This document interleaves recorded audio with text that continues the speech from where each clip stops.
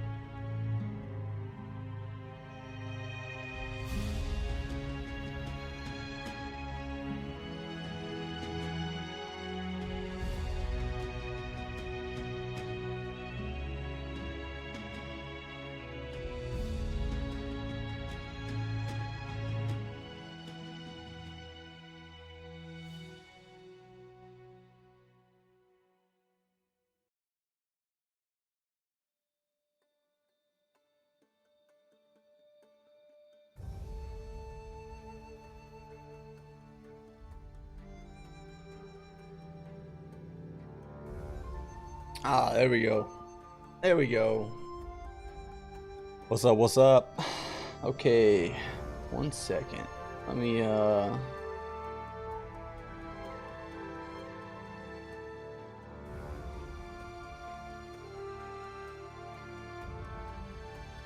I love the background music. Hopefully it's not too loud. All right, I think we're good. What's up, Tom? It's been a while, man. Good to see you. So, I know there's a little bit of a delay in the stream, and I apologize. I wish I could make it quicker. I wish I could make things a little more, how do you say this, responsive. I know that on things like Mixer.com, you have I think it's like a 1 second response time, which is awesome for interactive streams like this, where you're speaking to chat and going over gameplay and things like that. That's awesome. So if you ever get interested in like checking out Mixer.com, really cool. However, for me, YouTube offers some things that Mixer doesn't. Therefore, I like YouTube. I find it simple, clean, easy, and there's just, to me, you know, like I said, this is one of those things where I just want to find a platform where I can record and keep my recordings forever. And I want to be able to go back and look at these, you know, in 4, 5, 6 years from down the road and go, wow, this is what I was doing on a Wednesday night. I was talking about Pantheon, and then here I am 6 years later playing Pantheon for 4 or 5 years now, and you know, thinking of all the memories that I've had and being able to go back and kind of recap that and recapture and just relive it by watching the videos and things like that. So Unfortunately, I'll have to live with the delay time of 10 or 15 seconds, whatever it is tonight. And, you know, like I said, it's one of those deals where I wish it was a little bit better, but we'll deal with it, work through it. So, I really, you know, I started looking at discussion points for tonight and things that we could talk about, or at least I could talk about as you know, kind of hosting the open discussion here. And I started thinking about it, and I was like, you know what, I don't want to, I know this sounds weird, but I don't want to come into the stream with an agenda. I want to come into the stream fresh, with an open mind, and just kind of wing it. Just kind of see where it takes us each night. You know, I plan on doing something like this every Wednesday night, and I just want to come in and just kind of hang out, have a good time, have a good conversation, and just wing it. Just see where it takes us. And you know, maybe as I'm going through the conversation, maybe as I'm talking things over, we'll start to develop some sort of rhythm or pace or a general direction of where the conversations will lead us. But for me, you know, I think I'm just gonna start the conversation off with last Friday. Last Friday we had the stream. Now, Tom, I know you had to watch the stream. I know you had to watch the stream with Co Carnage and some of the devs. Bruno, oh my goodness, Bruno. This guy, I don't know where they found Bruno, but they need to find more Brunos, because the lighting and shading that they showed on the stream was insane. That's the only way I can describe it. I hate to say it, I did not. Tom, I got good news for you, buddy. Hold on. All right.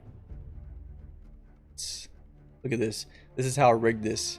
I'm just showing my desktop. Nothing fancy. Just showing some of the 4K images on Pantheon. So if you ever want to go find some of the screenshots on Pantheon, if you go here to the news section on Pantheon.com, and like I said, Tom, you might know this, but other people that watch this, you know, in the future, they may not know this. So if you go here to Pantheon.com, go to the news, go to the media section, you'll find some cool stuff here. One, you'll hear the background music. The background music I got playing right now is the Pantheon official background music. You're going to see this right here in the audio. You click on this, you'll be able to see the SoundCloud. You know, dig through that. I listen to Pantheon's official soundtrack while I'm at work. I put it on a loop. I just have it in the background. I mean, I like the music myself. If I'm not mistaken, Joppa's the one who created this music, and all credit goes to him. He did a phenomenal job. So, oops. The only problem I have with SoundCloud is I haven't set up like a list or anything. So it does have the developer roundtable on there, and it does have some of like I think it's a lore. Yeah, it's a short, like 2-minute lore sound clip, and it's just kind of speaking on. It's called Pantheon lore on the letters, and it's just kind of someone speaking a little bit about the lore of Pantheon. So, but other than that, there's quite a few different soundtracks out there, quite a few different things that you can listen to as far as songs go, and I love them all. I really do. So if you ever get a chance, go check out that. And that's right here in the audio. Alright, so now that I got that set up, I had to change that. Yeah, the music. I love the music. Really do. I think they did a phenomenal job with the music. Okay.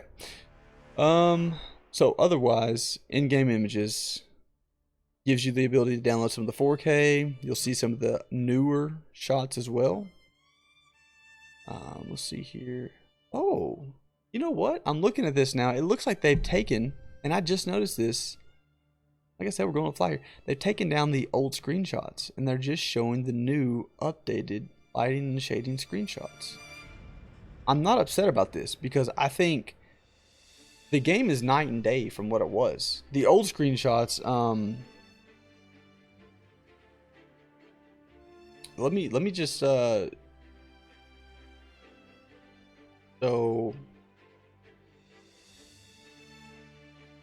You know, some of the old screenshots they used to have on here, like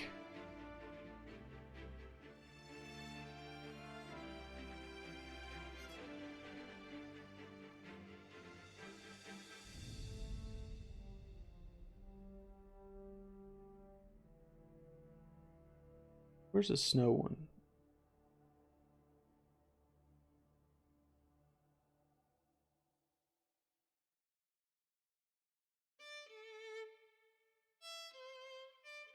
I mean, but some of the old screenshots they had on here, like this right here. I mean, personally, I don't think it's a bad deal to have this up there. Now, I can understand you want to show the latest and greatest, and you really want to show off some of the stuff that they've been able to accomplish with the lighting, the shading, just how the way the game looks now compared to what it did. You don't really want to give people the... Be right back. Okay. You don't really want to give people that perception of what the game looked like in the past. You don't want to put that in their mind. You don't want that to be the first screenshot they find. However, I do like some of these screenshots. I mean, they've still got some good ones, and like stuff like this, kind of showing off different areas. Now, again, lighting and shading is going to be huge in this. Wow, I mean, just looking at this screenshot alone, I bet if they took the same screenshot with the new clouds, the new lighting, the new shading, the new colors and everything like that they've got going on, I would assume if they took this screenshot again, it would look phenomenal. Because if you look, you can see the sun over the top of the castle here. You can kind of see it coming in from the side over here as well. And again, I think that the lighting is probably going to change that. I'm going to be really, really cool looking. And I'll have to send it to Kilson and say, hey, we need to see this. But anyways, so they got some pictures here, they got some videos, got some cool stuff, definitely worth checking out. But one thing I am going to do, so on Pantheon's page here, we have the stream from Friday. I'm going to, I guess, do kind of a walkthrough of the stream. Point out a few things that I've seen. Now, I've watched it a few times. I can't stop watching it. I can't stop watching it. I think everything that they have done up until this point has been, how do I say this? It's been well worth the wait. I think that's the best way I can put it. You know, as a VIP, as somebody who's been following Pantheon now for a year and really invested a lot of time into reading and studying the information and the game and just investigating what I could when I could, just really kind of digging through things. I think that what I found is Pantheon keeps finding ways, VR keeps finding ways, Brad and team keep finding ways to make it worth the wait. And that's all I can ask for. That's all you can ask for. So, we're going to go ahead and get it started up here. As you're going to see, you'll see Co Carnage come on. Co is awesome. Love this dude. This stream that they do, it was really just mesmerizing to see the difference between the game from December or even March of last year. Let's go back to March of last year. March of last year was crazy. Actually, let me do that real quick. I just want to show you what March of last year looked like, because I personally think it's worth looking at real quick. Video.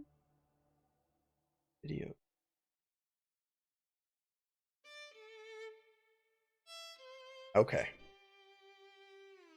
So, let's just take a look. This is March of last year. So this, of course, is Pantheon at its earliest alpha, pre-alpha, just like this is the bare basics. This is bare bones. You know, this is where they've got more or less placeholder art everywhere. The game is functioning at its core level. The foundation's there, but there's just so much that still needs to be built and worked on and created and you know, taken to that next level. But this is the start. This is where we started from. And this game right here, I gotta be honest with you, watching this game right here reminded me of old school EverQuest. And I was like, I could play this. I could play this. I could play this right here. And then we went to December. So we'll pause that. We're gonna go back to Pantheon stream real quick. We'll bring up December. So then we hit up December, and we're going to kind of skip through this a little bit, just to kind of get to a part here. Now we're in December. Again, some placeholder animations. Definitely some more detail. The UI has been updated. You can definitely see some more detail in all of the different areas as we're running through this passage right here. You get to see some guards, you get to see different players here. We got the different character models. So again, this is December. So we went from, bring this back up again. We went from here in March of 2016, bare bones, to this in December of 2016, which again, not bad, but there's a lot of placeholder animation here, a lot of things. And even here, this was actually really interesting. Even in this version of the game, even in this state of the game, people are still wanting to play this game, so again, I think this kind of shows you progress. That's good. That's good. But now we're going to go into this last Friday. So end of September 2017. We showed you March 2016. We showed you December 2016. I didn't go through the middle of the year streams because they were the same as the December as far as looks and graphics go, for the most part. But now we're here, September 2017, and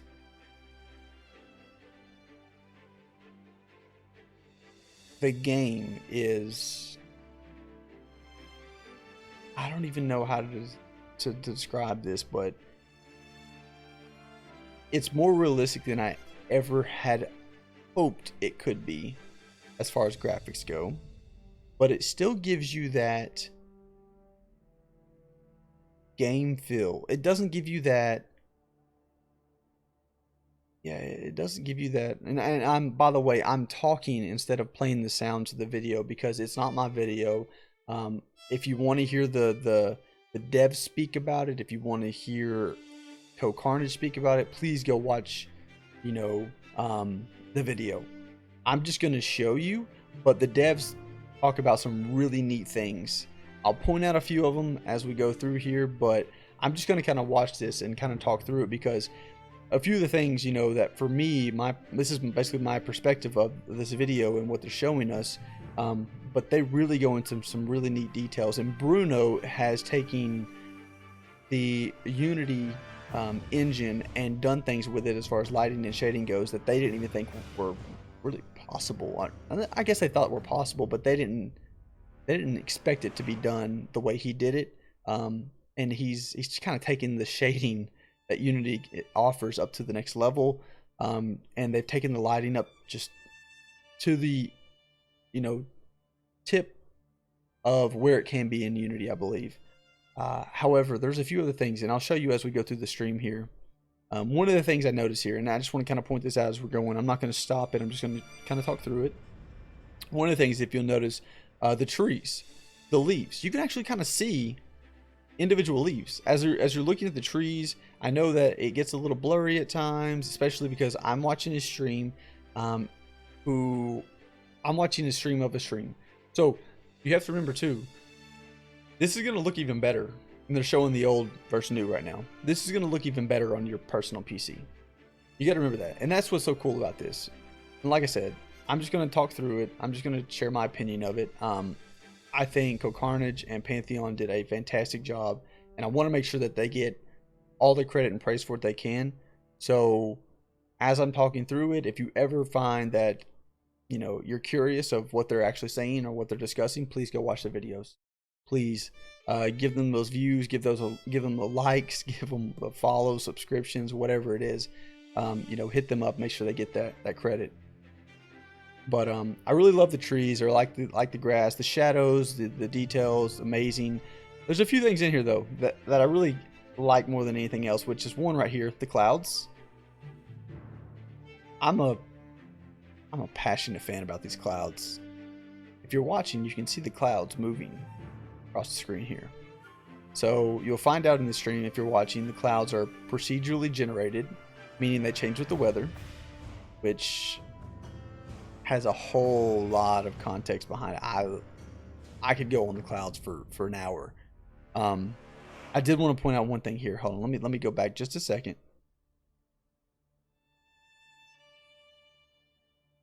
So as you're looking at the clouds, you see this top layer of the cloud, which is a little bit more static, which reminds me more of real life. Then you see this lower level, which is a little more fast-paced, moving, things like that. That's awesome. But here, I want to show you this snake crawling through the grass. I gotta admit, I'm impressed. This thing is crawling through the grass, not on top of it. Now, I know that seems small and it's not a big deal, yada, yada, yada. But for me, thinking about running through the game, if I think about going over a hillside or going through, you know, some high grass somewhere, I would love to have creatures hidden in that grass that I can't see. You know, that I might be able to hear, that I might be able to sense with some ability or something like that. But really, I can't see because maybe the grass is too high, maybe it's too thick. Maybe I'm running along at level 2, level 3, and I run across a giant snake.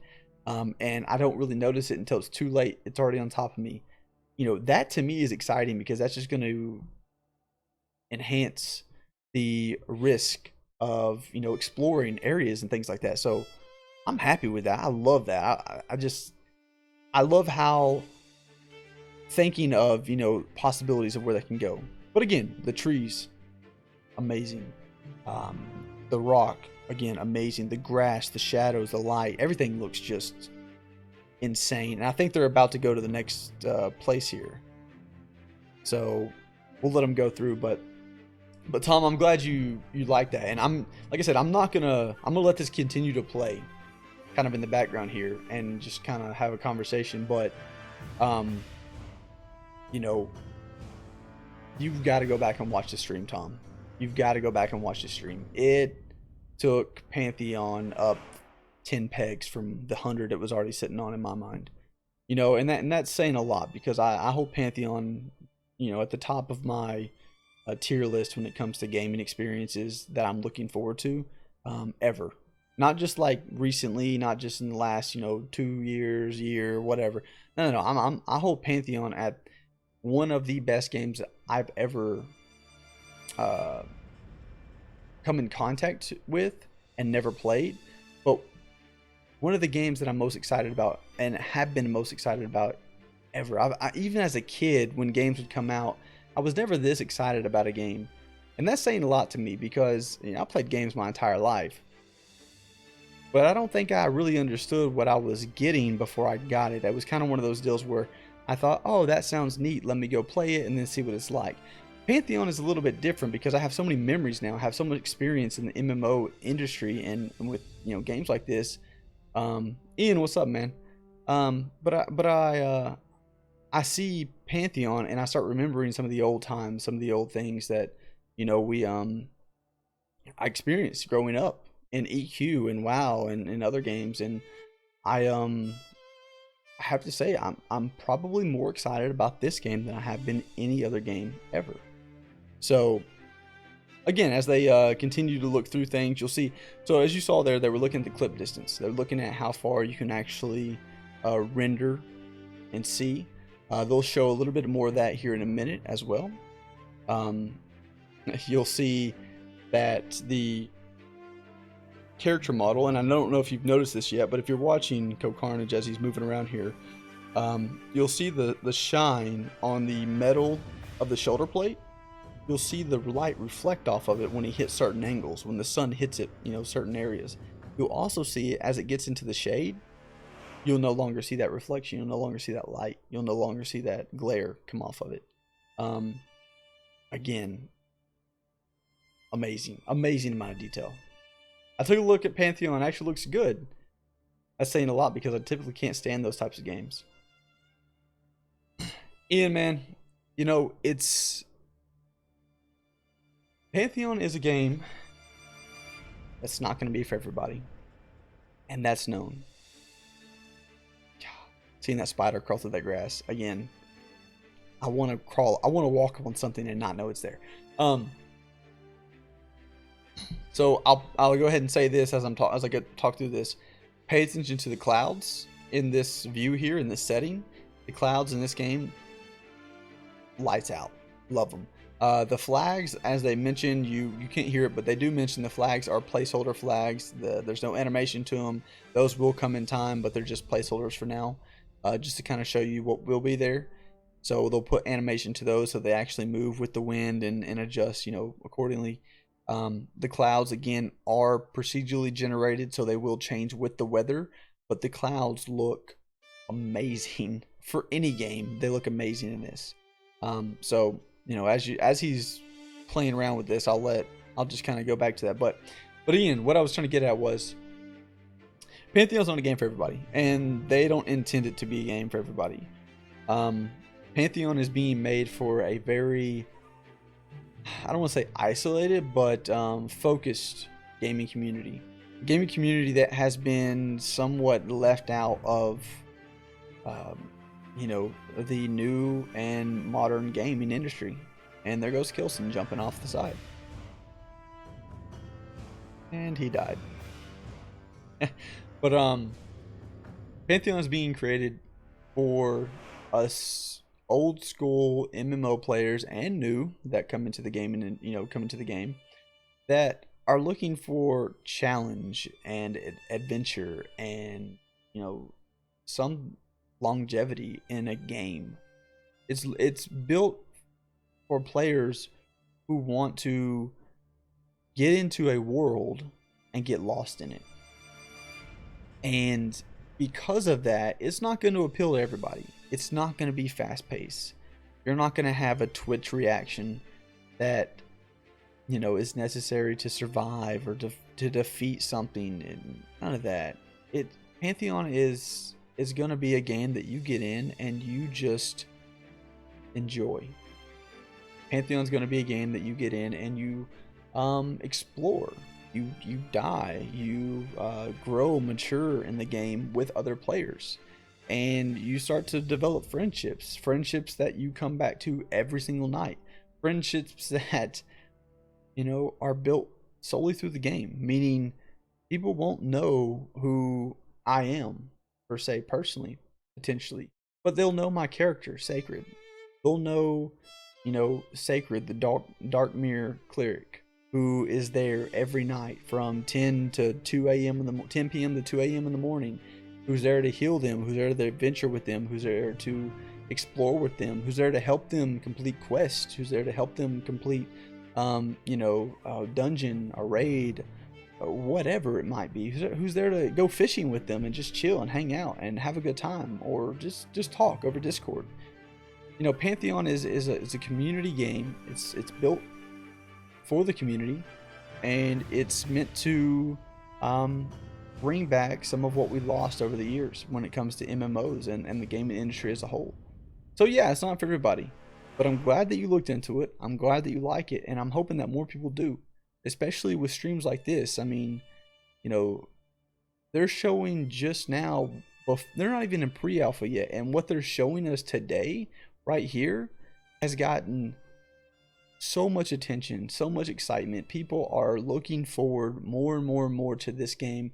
The more information that Brad and team come out with, the more that VR is showing us, the more we get, the more we want it. And you know, that to me is amazing. So if they continue on this trend of just continuing to show great progress towards their goals, they're going to continue to grow as far as a company, as far as a game. The community is already starting to become more active because of this stream and things like that. It's phenomenal. I love it. I really do. But again, guys, I know a few people are coming in, going out. Like I said, I'm just going to keep saying this. I'm not playing the sound over the I'm not playing the sound of the stream here. That's on purpose. Please go check out, you know, the stream on Pantheon's YouTube channel or Carnage. I want to make sure that, you know, if you want to hear what the devs are talking about right now, the information they're providing, please go check it out. I'm just showing the visual as I kind of talk through some open discussion points on Pantheon. So again, if anybody's watching, if anybody's never seen Pantheon, or you're curious about the game, I've got a link down below for Pantheon.com. Go check it out, and you know, look into it, because it's going to be a game that's, you know, you're going to hear a lot about. So, but back once again. Welcome back, Tom. So one of the things they're doing right here, just in the stream, and I'll just go back to it. They're kind of showing some before and after photos. So they're showing this picture right here, which is a previous picture that was taken before all the lighting and shading enhancements went in. Had to see my wife out the door. Ah, no, I get it. I understand. Good man, good man. But you'll see, as I'm watching here, I see Carnage. He's looking over the edge of a wall, and he sees somebody running through the path, which is really, really neat. It's something that we've seen in the December stream when we saw players. You were able to see players and render players at a very far distance. I think they were up on top of a cliff edge, and they were, I mean, forever away. You could barely see like a pixel of the character model, but you could see their light shining as they ran from the entrance of the door in December, you know, forward. And it was something that I didn't think would ever be possible, but I mean, that made it possible. Now, it might be different when the game is released. When you have a lot of players in there, they might draw back that render distance a little bit, just to continue to make sure that we don't see performance hits. But as you see here, Carnage is actually clicking on a guard at that bridge, and it's allowing him to target the guard. Now, that's probably a good couple minutes run away from where he's at, but he's still able to click on that guard, which in any game, I don't care what game it is, that's pretty impressive. Personally, for me, I really enjoy this. I'd want strong... Oh, I'm sorry, wait, I misread that. Personally, for me, to really enjoy this, I'd want strong character customization. Well, what do you mean by customization? Because are you talking abilities? Are you talking crafting? Are you talking skills? Are you talking, you know, what weapons or armor they can use? Like, what are you talking about with customization? Are you talking about looks, appearance, or playstyle?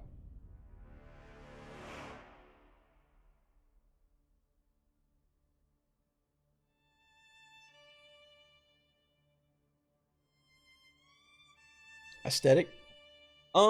So that's one of the things too, and I'll show a picture here in a minute as well. Yeah, appearance. So that's one of the things so Ian, as I was showing earlier, the progress that they've made over the last year alone on this game is just impressive. It really is.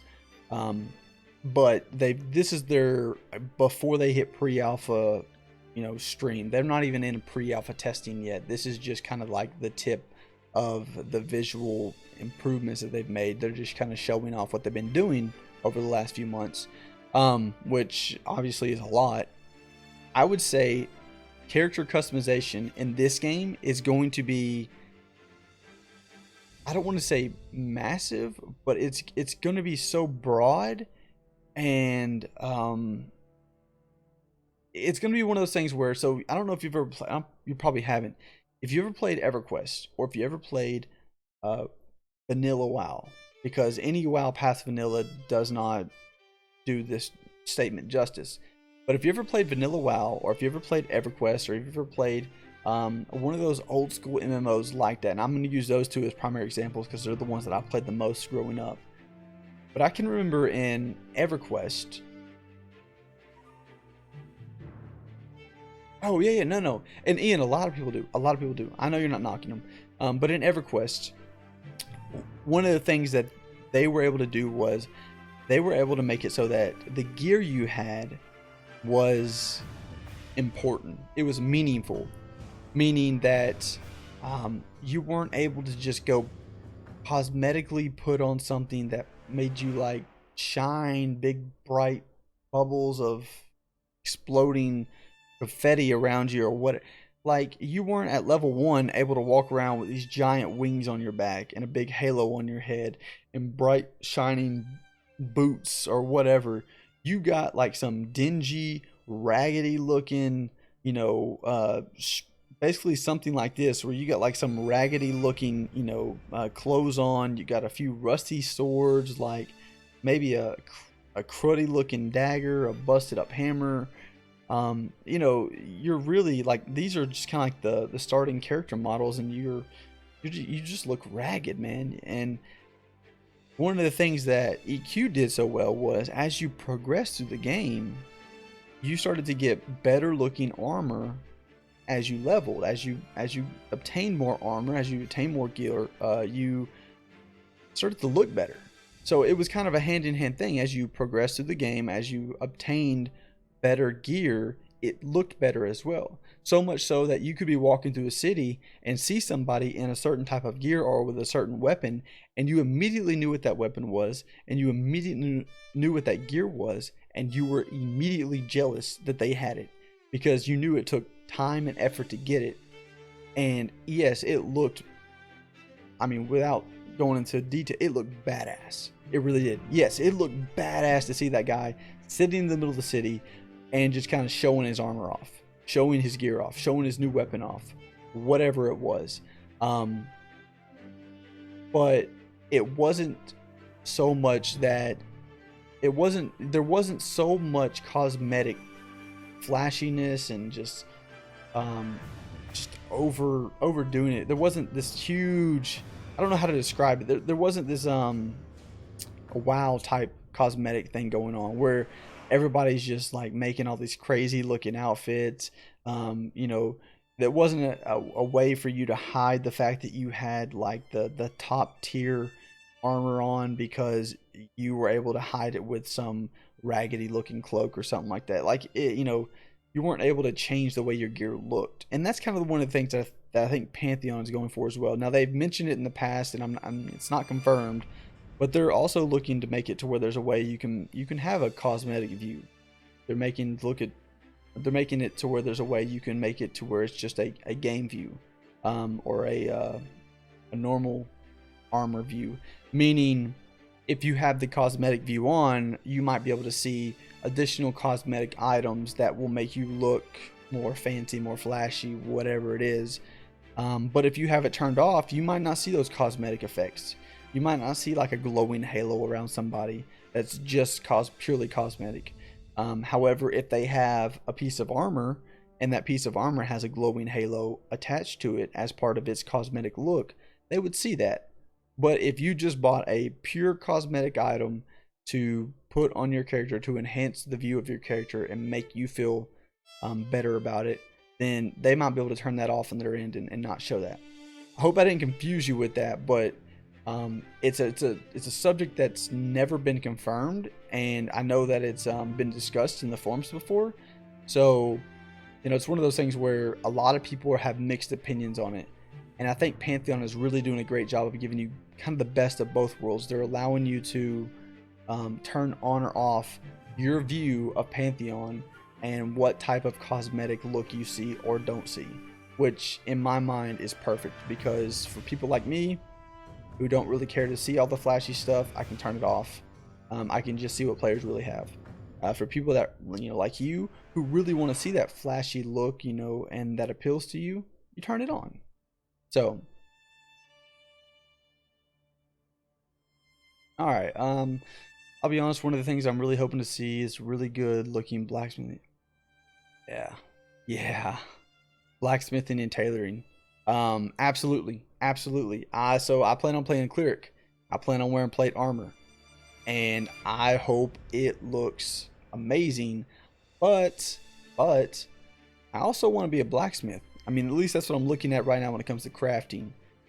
So I'm right there in the boat with you. I want to be able to make some armor or some blacksmithing gear or whatever it may or may not be, but I want to be able to make something with my blacksmithing, crafting capabilities that looks phenomenal. And they said this already. They want to put a big focus on crafting as far as allowing crafters to make a huge impact in the game, especially when it comes to gear, to weapons, things like that. Because one of the things that's been done in the past, no matter what type of crafter you were, crafting never equated to raid gear. Like they never compared as far as like what you were able to get out of them beneficially, stats and things like that. The raid gear always trumped crafting gear. Well, from what I've read in the forums and what I know, Pantheon's trying to make it so that crafting is going to be very important, and it's going to allow crafters to have a very big impact on the economy and the game itself as far as play goes, because they want crafters to be meaningful, to have a status in the community. And for those people that just enjoy and love crafting, they want them to be able to make something, to craft something that's worthwhile, that's actually top tier, that's actually the best in slot for particular circumstances that you may get into.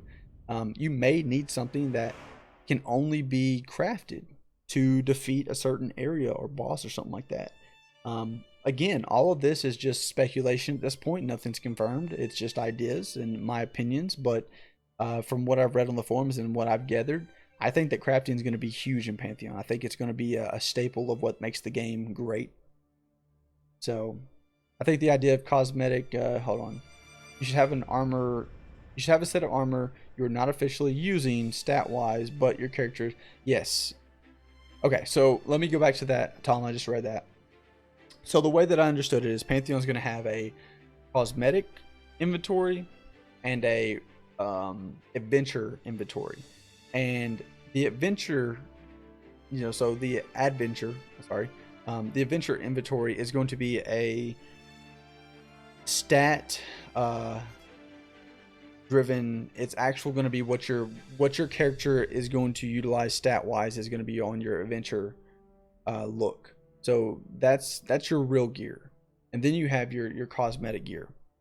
Now in the inventory window, if you pulled up your inventory, you would have basically two tabs. You would have one which is like your real gear, your adventure gear. That is what gives you your stats. That's what you're using.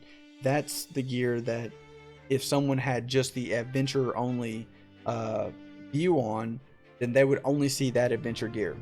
However, if somebody has the cosmetic abilities or view turned on, they could also see the cosmetic tab, and the cosmetic tab would be items that provide no stat bonus or value to your character.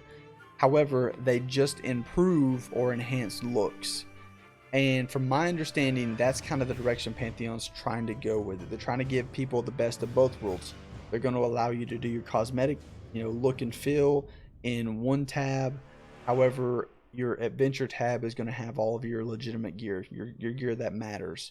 And then they're going to allow each player individually the ability to turn on or off whether they want to be able to see the cosmetic gear that you have in there or not. So to me, again, best of both worlds. They're giving those who want that cosmetic appeal the ability to do it, but they're also giving those players who want that more immersive adventure, just give me the dirty, grungy looking stuff, because I think it looks better myself type of feel. They're allowing those players to have that as well. So, for me, I love it. I think it's the best, that they could come up with. I think it's the best they can do. And I think it really is going to work out well for everyone. But yeah, crafting should be important. Take EverQuest, absolutely. EverQuest made crafting, useful, viable, and that's all we can ask for. Make crafting worthwhile. Make it so that when I go out and gather materials for 4 hours and then go fail at crafting a material or item, and then I look at it and go, is it worth going back out for 4 more hours to get materials, or should I just forget about it? Well, no, the item is that good that I need to go back out for another 4 hours and gather the materials. Make that grind of picking up those materials and finding all the mats as well as the recipes or whatever it may be. Make all of that worthwhile. I've heard a lot of really neat things about the crafting system. We had a VIP roundtable about crafting, and man, they've got some really neat ideas. So I'm excited to see where those go and where those lead to. But yeah, really neat stuff. So I don't want Lockjaw. Well, hold on. I don't want Lockjaw dropping his hide vest. When dropping a hide, you have to seek out a leather worker to craft it. Yeah, I like that. Should be one of those things.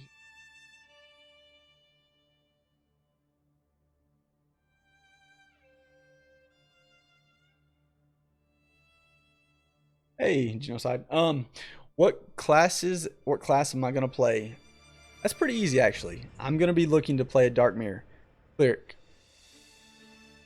So, I started out playing a druid in EverQuest, and I loved playing my druid in EverQuest. I really did. I had a great time on him, but I spent most of my days, especially because I was so young, running around in wolf form, exploring, and that was kind of my, I loved it. Now, I switched over to WoW in 04, and by switching over to WoW, I also switched over to primarily focus on healing. Now, of course, the druids and EQ did kind of play a support role as well, but I went more like a holy pally or priest in WoW, and or a shaman even, druid, one of the 4 there, and I focused on healing. Period. I just became obsessed with healing. I loved it. I had so much fun with it. For a while, I thought I really wanted to go DPS. I thought I wanted to tank. I tried them out, and I kind of felt like I wasn't doing enough when I was in a raid or a dungeon or just whatever. I felt like I wasn't contributing enough as DPS or as a tank or something like that. I don't know. It just didn't feel right for me. So I've grown to love healing, and even when I first started looking at Pantheon, I was like, oh no, I want to heal. I don't want to heal. I want to be like a ranger. I want to be a mage. I want to be something that really, or I'm sorry, not a mage, but I want to be a wizard or something like that. But that really has some DPS output, something like that. But I started really thinking about it and really just kind of take a step back and said, you know what? Look, I've tried that before. I've tried it in the past. I didn't enjoy it, and I kind of felt like I wasn't doing anything productive in the game. So what I did was I started thinking about it a little bit more, and I said, you know what, let's look at healers, and of course clerics are going to be the best healers in the game. I said, okay, well, let's look at races now. Well, what race really stands out to me? And I actually went back and started looking through some of the old EQ footage of that's from the past, and pictures and things like that, and I came across a picture of a dark elf cleric from way back when in like 99 of EQ, and I said, that's it. I gotta be that dark elf cleric from old school EQ. The closest thing I can think of is a dark mirror cleric in Pantheon, because I loved the contrast of the kind of evil, dark looking skin tone with that light, bright,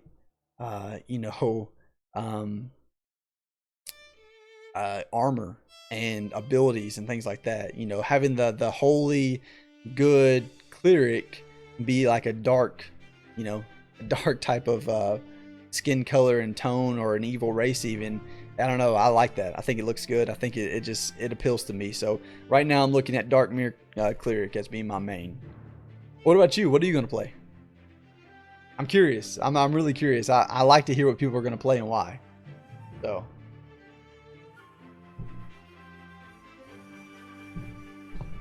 Oh, sorry guys. Over here banging my desk around. Dark elves look the best by far. I mean, I thought so too. I thought so too.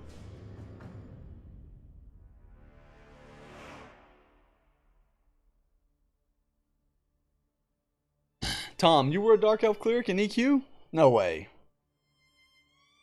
No way. I'm lazy, so mage. Man, okay. Well, I'll tell you though. I don't think mages are gonna be.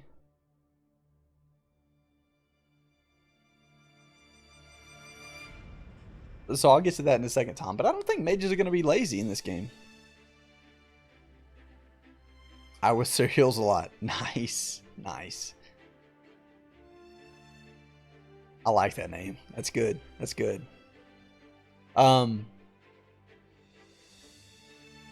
By the way, guys, so the effects they just shown in the video there, the atmosphere look to it. I don't know, Tom, like I said, you need to go back and watch this video and just listen to Carnage and the devs talk about this, because of the effects and things that they just shown right there. The skeleton laughter and things in that area back there. Oh, man, talking about bringing back some memories. It's great. But what they're about to show here is a cave, and probably one of my most favorite parts of the updated stream, the lighting and everything like that, was the way that they've handled the cave. I love the dark, creepy vibe you get in the cave here. The green mist, the flickering lights, just the darkness all around. And the fact that, like, you look down one of the hallways and you see like this mist, but you can kind of see like an outline of a figure there. That, to me, I cannot wait. I cannot wait to get in there and just kind of run around with some people and have fun. It's gonna be awesome. I think this is one of my favorite parts. Reminds me of Befallen. I didn't play Befallen, so I don't really have anything to compare this to, but I love it. I love it. You know, in the mobs, like I said, the mobs are they're almost kind of hidden. Oh man, yeah, I'm excited about it. Oh, Befallen. You know what? Hold on, let me look. Befallen EQ, right? Let me see if I can bring that up. So, I don't think I ever got into Befallen. I know what you're talking about now. As soon as it hit me, I was like, okay, yeah, that was a long time ago, man. I never actually got to go into Befallen. Let's see here. I'm gonna look at a picture of it, see if it rings a bell.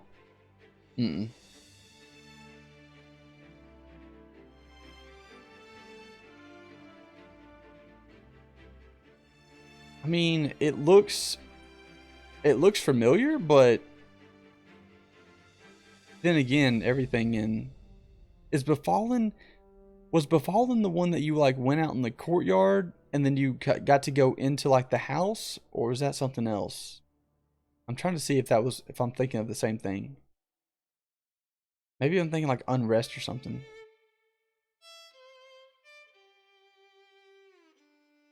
I'm looking at the screenshots for Befallen that they have for the game, and yeah, it looks similar to everything that I can remember in EQ, but it's been so long since I've dug into that. I'm not sure. That was Unrest. Okay, I think I'm thinking of Unrest. Okay, I got you. Yeah, I never experienced Befallen, I don't think, or at least I don't remember it.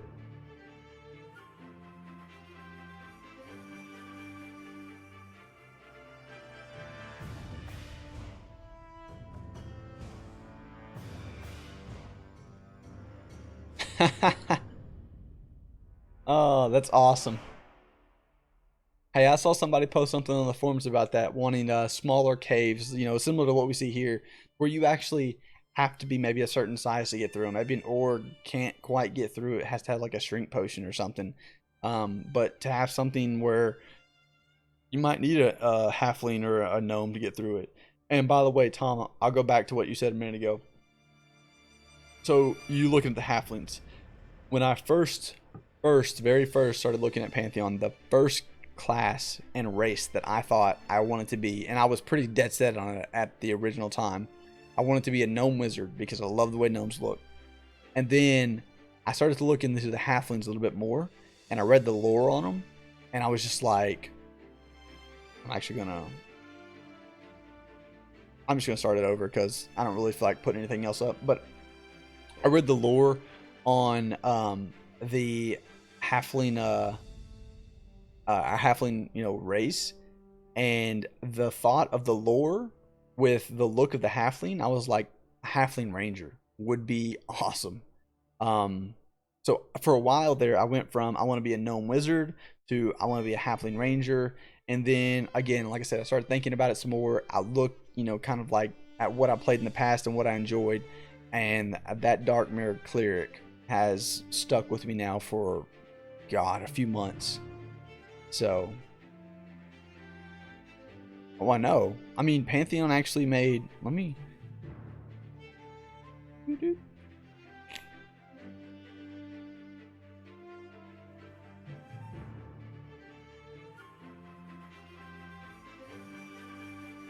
Hold on one second. I got something for you.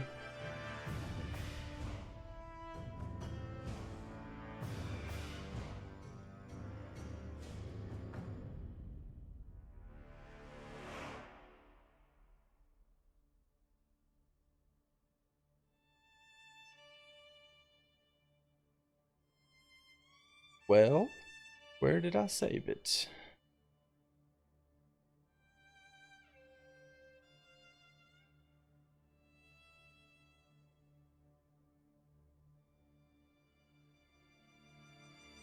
Yeah, so okay, there we go. So again, when looking into all the character models and everything like that, yeah, I have to say, I'm not usually a huge fan of halflings either. I typically don't care for them. They look funny. Gnomes look major. I agree. Gnomes in EQ, gnomes in WoW, gnomes in general in almost any game look terrible in my opinion, as well as halflings. I always think that the character models that I hate the most, and it's sad because I really, I like the smaller characters, but I hate the way that in most games halflings, gnomes, and dwarves look. They all look, short and stumpy, and just gnomes in WoW are like old little dudes, and I don't know. It was just, to me, it was terrible. I hated it. But what Pantheon has done is they've made dwarves look, I mean, in my opinion, kind of badass. The skin color can be fluctuated. Obviously, you've seen it in the streams a few times now, where some of the characters' skin colors have been a little more lighter, normal color, as far as dwarves go, and then some of them been even like a dark gray or stone look, not even blue, but like a stone look. So I think the dwarf character is probably going to be able to fluctuate from like a gray to a blue to a actual like human color skin tone. But I think dwarves, in my opinion, they almost look wise. They look older. They look, they look physically in shape. They don't look like disproportionate to their, like, they're not like a big beer belly, just kind of like, waddling around type thing. They don't look that, but they look like, in the concept art that I've seen and on the streams, they look like just kind of shrunken down, smaller orcs almost. So who's the guy on the left? Is that an orc or something? Yes. So the guy on the very far left is an orc. That's a kind of the model. Now, the orc is also something you saw in the Kokarna stream, and one of the things here is the orc is very buff. I mean, they're ginormous. They're ripped. They're just monstrous beings. But if you watch the Kokarna stream, you'll actually notice that it looks like we can change the body type a little bit, because Kokarnage has an orc. His orc looks like he's had a few beers, a few meaning a lot. He's got a little bit of a gut, and I like it. I like it a lot. I think it looks good.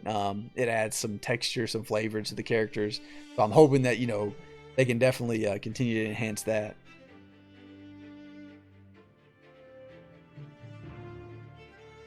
Oh yeah. No. The orcs are definitely going to be that ferocious looking They step onto the scene and people notice because they should be the ones that are not only bigger than everyone else, but I mean, you can see here in the model, the orc's arm is like the size of a gnome or a halfling, and that's kind of the idea in my mind.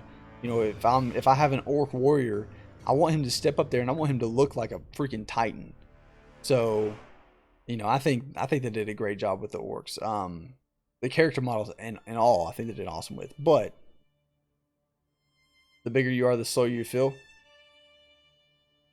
Very good point. A very good point. That's usually why I went with the smaller character models. I used to play a lot of female, versions of like elves or what was a wood elf in EQ. I was a female wood elf because I felt like the wood elf was just small enough, kind of like the elves here. They weren't tall. They weren't really tall, and they were slender, but they weren't like stumpy looking, short. They were just short enough to feel like you were moving fast, like your legs were like churning pretty quickly. You felt like you were actually going somewhere pretty quickly. So they were just short enough to make you feel like you were moving faster, but they weren't so short that you were like your nose was like touching the ground. And they didn't look like most of the other short models, which was like, like I said, stumpy and just kind of, I don't know, overweight or unfit. Instead, they looked like they were in very good shape. They looked, athletic, kind of like the halfling here, the elf here. They look athletic. They look like they can get around, but again, they feel faster. And like you said, if you had like a troll or an orc or something like that, you felt like you were just like, but in all honesty, you're going the same speed. So.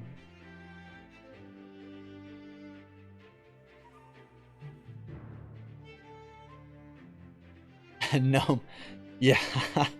Man, if you had Spirit of Wolf and you were a gnome, it felt like you were like laying with your face on the ground and on a skateboard. That's the only way I can picture it in my mind. It was like laying on top of a skateboard and someone pushing you because you just like slid across the ground at this insane rate. It was a lot of fun. Let's see here. Honestly, I've never seen the appeal of playing the opposite. Well, okay, so Ian, and that's one thing. I've actually heard a few different opinions on this. Let's see here. One of the opinions I heard was I like, someone that I know, they like to play the opposite sex character because they like to feel almost attracted to their character. They like to look at their character and they want their character to look sexy to them or to look appealing to them. They don't want their character to look like a fat troll, like because it has no physical appeal to them. They don't like that. That's one opinion. I've heard one opinion like yourself, which is I want to play a character that is the same sex as me because I want it to be an extension of me. I want it to feel like, yeah, and I'm actually, I can go either way, but I'll explain why in a minute. But I've heard that they want it to be an extension of them. They want people, so for example, if people see me as Sacred, the female elf, Sacred isn't necessarily a manly name. They might just assume that, hey, I am a female. And when speaking to me in game or whatever, especially typing, oftentimes you might see a little bit of a different tone in people's the way they type or something like that, because they just might not know. So for me, it feels awkward in that moment. I want people to know that I'm a male, I'm a guy.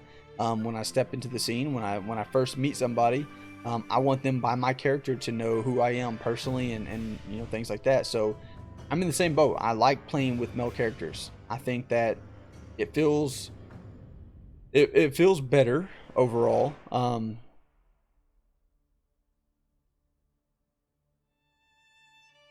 And they're nice to women by nature. Yeah. Well, yeah. Some of the guys are nicer to women than they are to the guys. But I want people to when they meet me to just right out the gate know who I am. Also, when I think about it, let's say that I'm standing out in the courtyard of a city, and I've got some just really badass looking gear on. I'm decked out head to toe. I've got everything I want. Sure, people can see me and they see the female version of me, and yeah, it looks great. I got it. No big deal. But honestly, man, I want to show off, and I want people to know that, you know, one, I think the female versions usually have like smaller shoulders and like smaller features, so it doesn't really show a lot of the armor and gear and looks as well, in my opinion. So although I like the smaller character models a lot of times, I also love the more broad shouldered character models that really show off some of that cool armor on the shoulders and things like that. So, you know, it's just, again, I can go either way. I really don't have a huge strong opinion on if I'm a male or female. It's more or less, I just don't like people assuming that I'm a female. So for me, it feels awkward, and I tend to go with a male more often than not because of that. That's just how it is for me. But everyone has their own reason. Everyone has their own, you know, as of why they did it or why they do it. But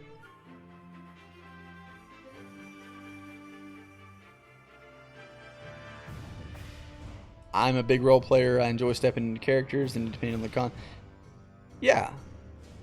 Yeah. Absolutely. I mean, and that's the thing too. A lot of people get into MMOs, especially MMOs like this, and they want to role play.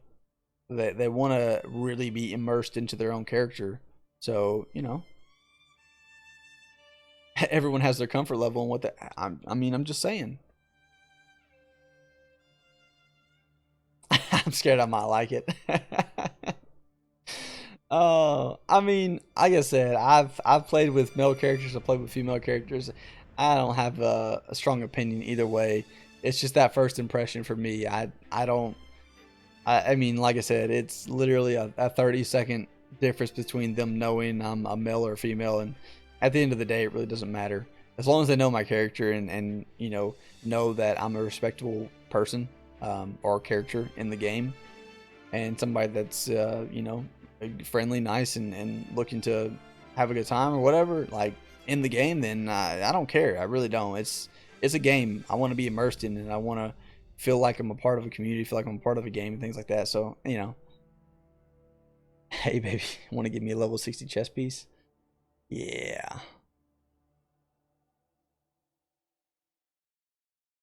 One of the things, hold on, there was one thing. Let's see, what was it? Tom, what are you gonna play? You said a halfling, right? Let's see, so Genocide, you're gonna play a mage. Now, okay, hold on. I gotta ask this. So Genocide. Let me bring this down. All right, we're gonna go to the classes real quick. Are you gonna play a summoner or a wizard or an enchanter? Like, what do you mean by mage? And be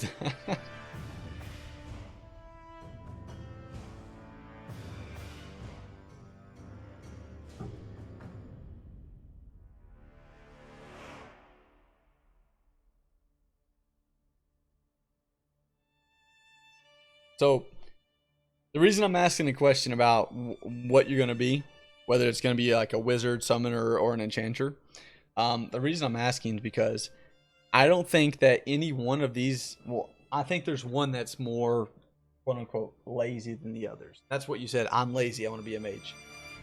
I think one of these classes is lazier than the other two. I think one of these classes is going to be a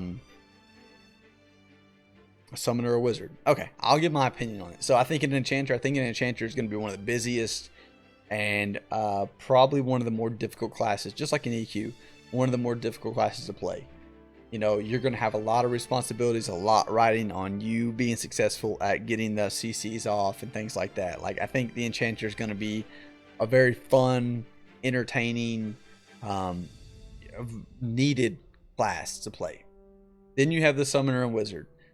So I don't know how they're going to do the summoner. More in demand for sure, absolutely. But I don't know how they're going to do the summoner. I'm curious to see how they come up with the summoner abilities and what the summoner is gonna be. The summoner for me, I'm assuming is going to be similar to the mage of EQ, able to summon some maybe companions or pets or something to assist them or aid them, or they could be flat out just some DPS, but able to summon up gear, items, food, water. Maybe that's what they're talking about. Maybe it's a literal, summoner. Let's see here. Substance, tools, barricades, weaponry, fantastic creatures with incredible strength. So again, I think it's going to be something like a mage of EQ. It just depends on how they really, make it happen. I think the wizard, however, the wizard's going to be that direct damage. AoEs, yeah, sure, they got a little bit of it, but they're going to be primarily looking at that direct damage route. Really taking some big nukes out of their pocket and throwing them at some creatures and mobs.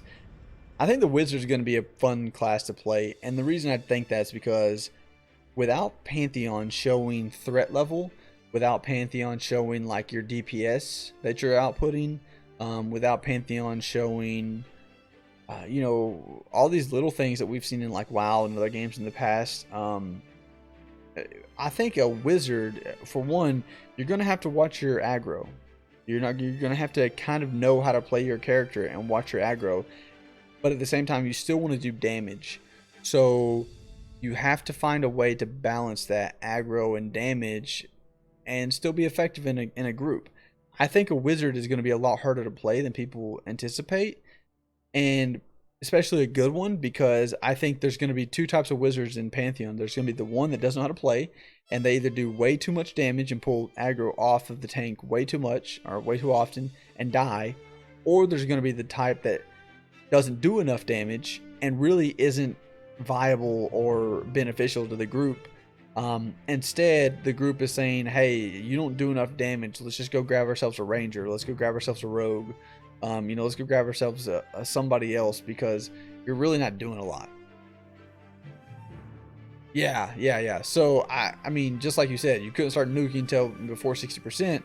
Yeah, I mean, so again, I think a good wizard in Pantheon is going to be a pretty difficult feat to accomplish. It's going to take a lot of practice and kind of getting used to the feel of the game as far as like threat and aggro and things like that, because you don't want to pull it off your tank, but yet you don't want to be doing nothing for the group. And then you have the summoner, who is going to be utilizing those pets, and they're going to have probably some damage abilities, but they're really going to be there to ensure everyone in the group has all the the things that they can summon for them, whether it be what do they say, tools, barricades. I mean, maybe they're going to use barricades as some form of crowd control. I know that clerics, for example, clerics have an ability, so I'll click on this. Clerics have an ability which is called Manifest Pillar Shield. So I think it was the Devout Cleric role. They talked about it in the very first roundtables of 2015. The Devout Cleric will be somewhat of a shield cleric. There'll be somebody that is going to focus on shielding and melee combat and things like that more so than anything else. Actually, let me see this real quick. Let's see if we can do this real quick. Let me pause this. Okay, so I'm gonna take a few minutes here. I wanna play this. So this is from 2015, and this is about this. They use clerics as an example here, so I'm gonna see if I can find the exact moment when they start talking about it. But just so everyone knows, so this discussion is the developer roundtable in February of 2015. This is what, 2 years ago now, or over 2 years ago.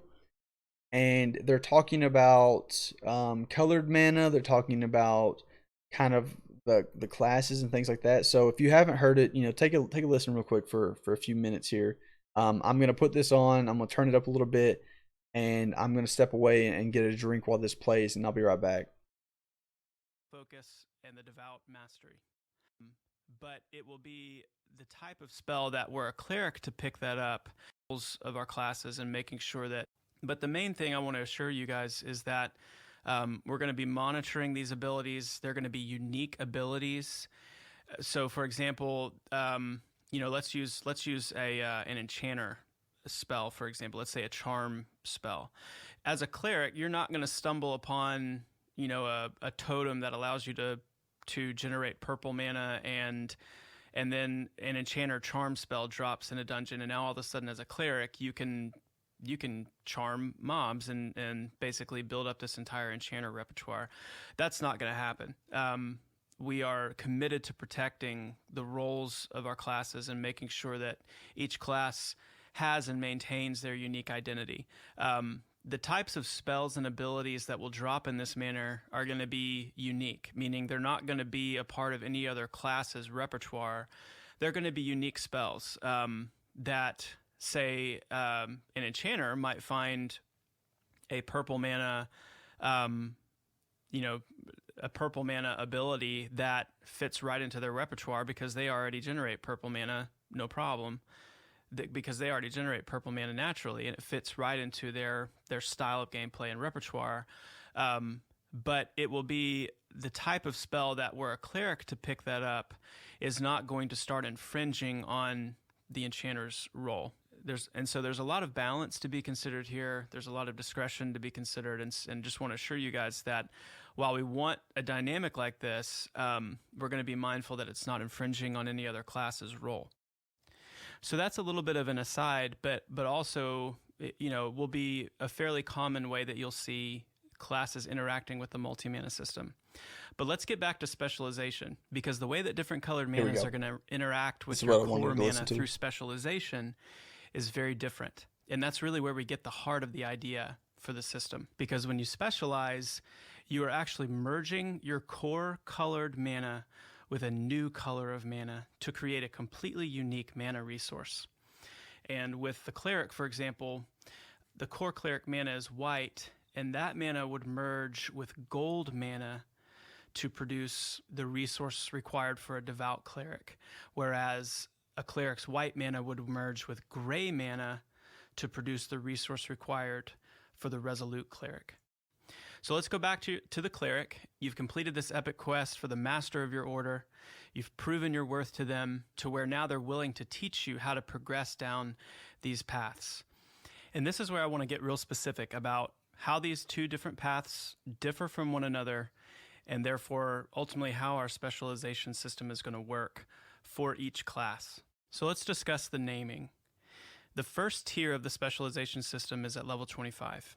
And those are the paths of focus. For the cleric, that's the faithful focus and the steadfast focus. The second tier of specialization is at max level, let's say level 50, whatever the max level will end up being. And those are the paths of mastery. And for the cleric, the faithful focus becomes the devout mastery, and the steadfast focus becomes the resolute mastery. And so with each class, one of the mastery paths will be focused on dramatically enhancing and expanding your core identity and your core arsenal. And for the cleric, that would be the faithful focus and the devout mastery. So if you choose to develop the faithful focus, or at 50, the devout mastery, this is going to unlock for you new abilities and a potency of abilities that is a continuation of your core identity and ability lines, but to an effect that far exceeds what the core cleric is capable of, but still staying within the core identity of the class. So that's the idea behind the first path, is that it's a continuation of the core identity of the class. So for example, if you think back to EverQuest 1, a cleric, specialized in hit point armor class buffs. They had a symbol line of spells that dramatically increased your max hit points, the most powerful direct healing line of spells. But it wasn't until later in Canark and certainly in Velius where you started to see a larger arsenal of different types of healing spells, where you got more effective group heals and heal over time spells and variations of healing, where maybe you had a strong direct healing spell with a heal over time tacked onto the end.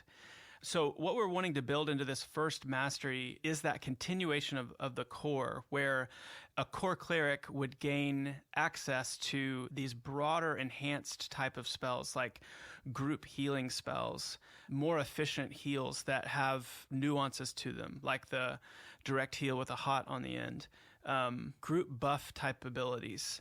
So you can think of it as, maybe the core cleric is limited to single target versions of these spells, single target versions of roots and stuns and heals and buffs. One of the ways you could imagine this first mastery path is that core arsenal is going to be expanded and made more potent. And that's not to say that there's not going to also be several more unique abilities. It's not all going to be focused on just, making single target spells, group spells, but that's the premise behind the first path, is expanding and making that core premise of the class much broader and deeper and more powerful. Now, the second mastery line is designed to take the classes in a unique direction and result in a unique playstyle.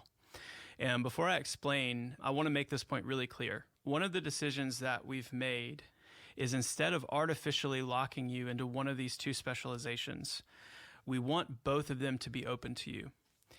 And the reason we're doing that is because, number one, we think it's more enjoyable.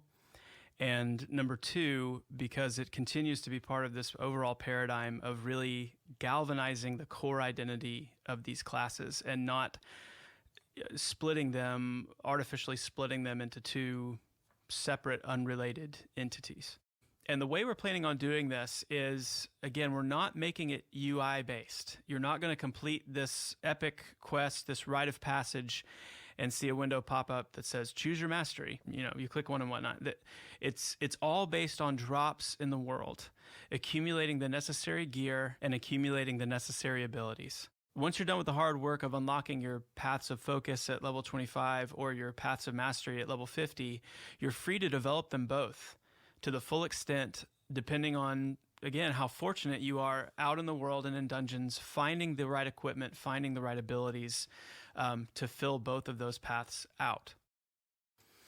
Okay, so let's try and wrap this up, and let's look now at the second mastery path for the cleric, the second path of focus and the second path of mastery, and that is the steadfast focus and the resolute mastery. And what you're going to see consistently with these second paths is they often take the core classes, in such unique directions and into such unique play styles that it affects what core abilities you have access to. And as I explain what the resolute cleric is, that will make more sense. So the steadfast focus and the resolute mastery is built around the idea of the cleric becoming an absorption healer and a specialized off-tank. And one of the iconic abilities of the resolute cleric is that they're able to manifest what we're calling pillar shields, which are these ethereal shields that stand taller and wider than an ogre, and that actually have collision on them. And so a resolute cleric can pick up these shields and carry them for short amounts of time and, for short distances, and actually place them, let's say, in the opening of a hallway. And enemies would not be able to get past those shields to your group. And so this is an iconic ability for the resolute cleric. If you can't tell, that this means that the resolute cleric is going to be, wearing heavy plate mail. They're going to be up on the front lines of battle. They're going to be able to do moderate to significant melee damage with their hammers, and they're going to be built around absorption abilities, self and friendly target absorption, somewhat similar to a degree to something like a discipline priest in World of Warcraft, except it's much more melee oriented, and you're going to be on the front lines doing damage, holding these massive pillar shields either for yourself in combat or using them to rout enemies, doing basic crowd control through the use of these shields. And so, as I was saying, as you build out your resolute cleric and take on these new abilities in this new play style, you will lose some access to some of the core cleric abilities, like some of the higher level healing spells, and just for balance purposes. And but all of that will be handled in how we approach the merging and mixing of these manas during specialization, and how that affects abilities you have access to. But hopefully you can see how we're handling specialization overall, and that the first path is designed to, again, expand and deepen the core identity of the class, whereas the second mastery path is focused on creating new types of play styles for them to accomplish the same role through different means. In this case, a Resolute Cleric is still going to be a premier healer for their group.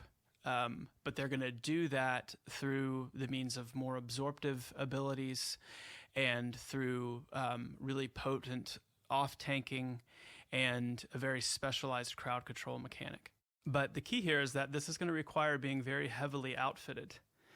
If you only have, in other words, if you only have one or two pieces of Resolute-oriented gear, and therefore you only have a small amount of gray mana to merge with your white mana, or you only have one or two abilities, you don't have the full arsenal of abilities, you're not going to be able to obtain the full true gameplay of the Resolute Cleric.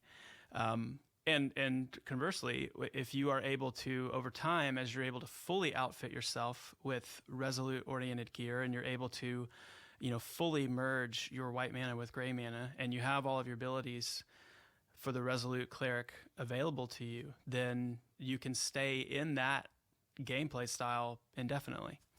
So the way we'd like to set it up is, like we were saying in part 1 of the round table, we want combat to be at a pace where you can change strategy. If you know you're coming up to an area in a dungeon where you're going to have a massive crowd control situation, you're going to need a Resolute Cleric. And if they have enough gear, if they have enough abilities to at least take on that role for a period of time, then that's a point in the dungeon crawl where you can make that shift. So to be more specific, you're coming up to an area, let's say with 3 corridors, and you've wiped here before, and you know when you aggro this guy, you're going to start getting stuff out of all 3 of these tunnels.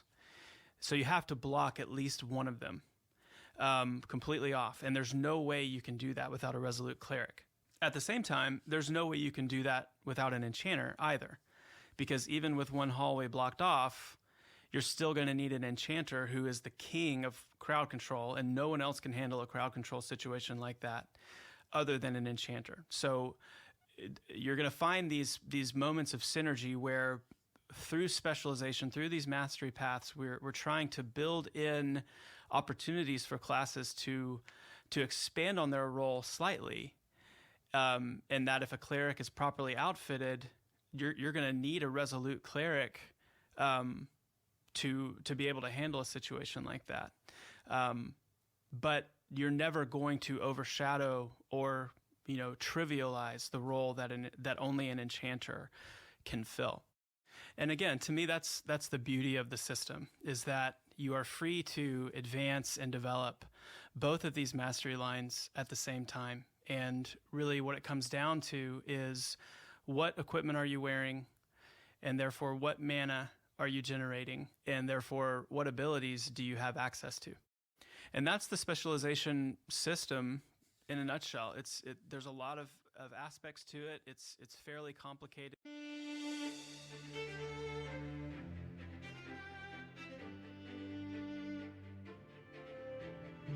All right. So hopefully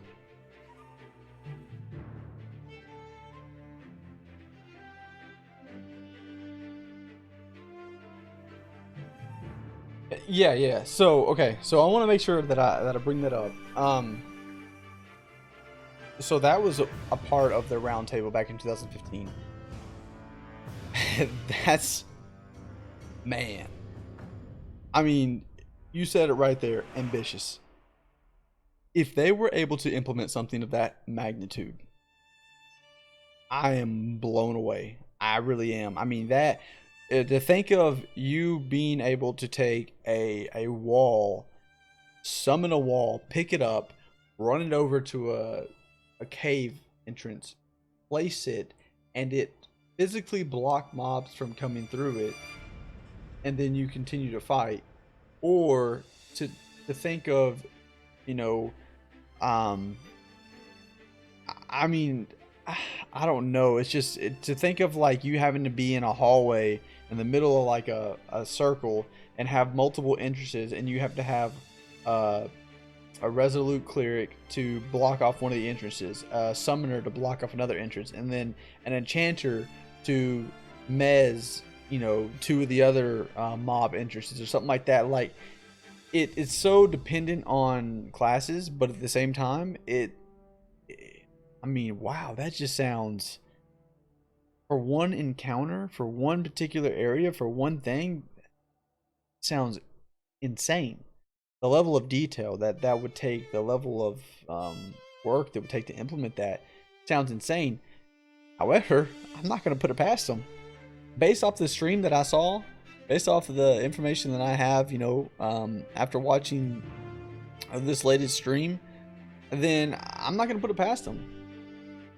I mean, yeah, dude, wow. Woof.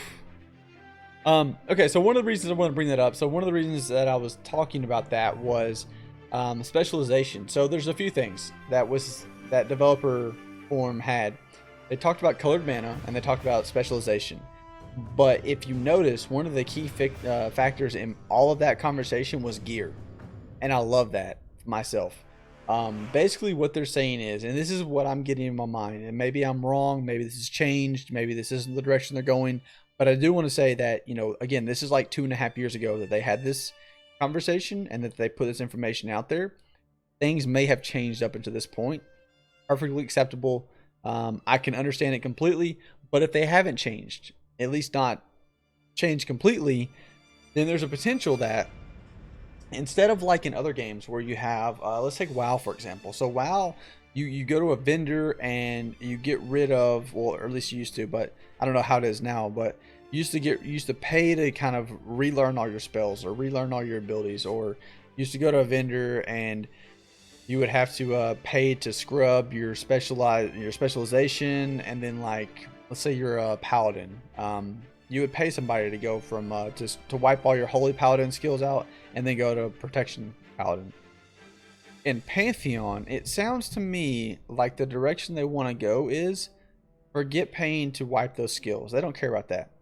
They only care if you have the gear. If you have the gear will allow you to utilize the abilities based off of the amount of gear you have that you need. Now, maybe it's not quite as, okay, so we use the steadfast in that example is what they said, and devout. So if I'm thinking about it, I'm sorry, steadfast and resolute or devout? I think it was devout. One of the two. So you have, we'll say the devout cleric is your shield cleric. As they mentioned, they're up close and personal. They're using absorption shields to really play the game, things like that. Potentially, if I'm playing that cleric, I may need certain stats, certain abilities, and things like that to be effective. What they're telling me from what I'm hearing is, as long as I have the gear, I can have all those abilities. And potentially, maybe I have the gear in my bag, I can switch that on the fly if need be. So maybe one fight, I need to be more of a steadfast cleric. I need to be direct healing. No, I don't need to worry about absorption shields. I just need to heal through mass amounts of damage. So I switch all my gear over to steadfast. And then we get done with that fight, and potentially I go to the next fight and I have to block a cave entrance, as they mentioned. Maybe I want to switch my gear over to the devout cleric, where I need to be more of an absorption. Like maybe the damage isn't going to be that great as long as crowd control is on point. And so I need to put that pillar up, block that cave, block that entrance, block whatever, line of sight, you know, my guys, maybe from an encounter, maybe like there's a tidal wave of lava that comes across a certain area in a cave or in a, you know, dungeon or something like that, and maybe I have to put that pillar down to block, you know, that lava as it comes across, so that my team, my group in the dungeon can be in a safe spot behind that pillar as the wave of lava comes past or something like that. You know, so maybe I have to have the gear to switch before that fight. And maybe if I'm a steadfast cleric, there's no way to heal through that. Maybe there's just no way to actually heal through that. I have to be a devout cleric. So again, I think it raises a lot of questions for me. I've become very interested in hearing how they're going to do that, how they're going to implement the specialization, because maybe, as far as specialization goes, maybe maybe an enchanter has a specialization that really focuses on better DPS. Maybe they have a specialization that is basically cuts their DPS in half, but allows them to focus on more AoE mezzes.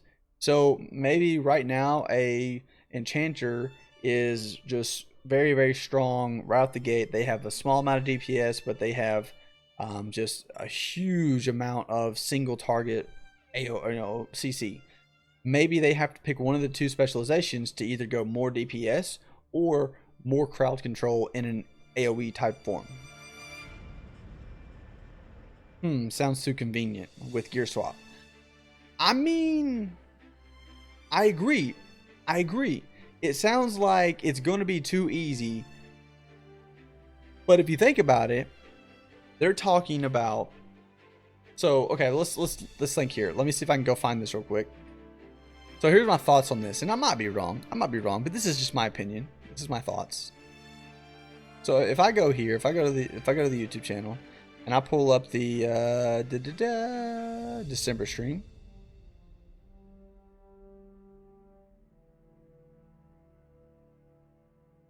I think it was it part 2?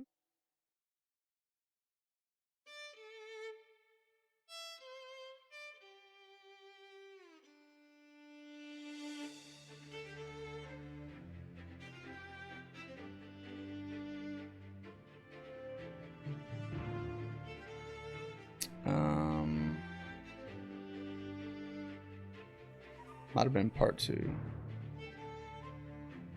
Oh, hold on. What is Kill playing here? Is it a Kozer Road? Okay.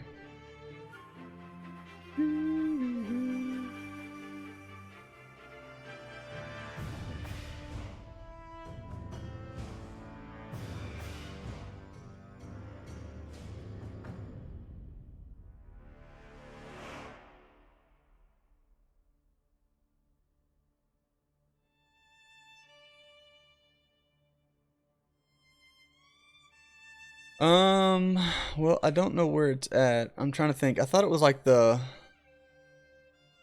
Oh, they did at the beginning of this game. Yeah, okay. That's what it was. I was supposed to say, I think I was a monk. Perfect. That's what I wanted to show. Right there. Okay. Maybe something like AA minor. Could be. Well, so you gotta remember, Pantheon is going to have a mixture of EQ1 and maybe like some Vanguard in there. And I don't know, in Vanguard, maybe they had something like that. From my understanding, Vanguard did go into depth and had a lot of information or a lot of detail in, crafting as well as AA or specialization. I think, from my understanding, from what I've read, I didn't get to play Vanguard myself. But from what I've read so far, I think they had some pretty in-depth, systems like that. Now, okay, so here's what I wanted to point out. So here's where I think the game, in my mind, as I'm just kind of thinking through it, starts to get crazy. This is where things start to make me excited because I'm like, wow, the possibilities with this. So I'm looking at this stream here, and this is of the monk play in June. They're showing off the acclimatization. I cannot for the life of me get this out of my mouth. Acclimatization.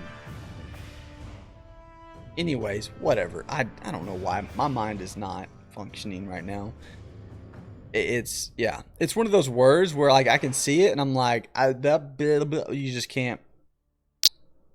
So, anyways, as Kokarnish is looking, you become acclimatized to frigid, scorching, toxic, pressure, wind shear, anaerobic.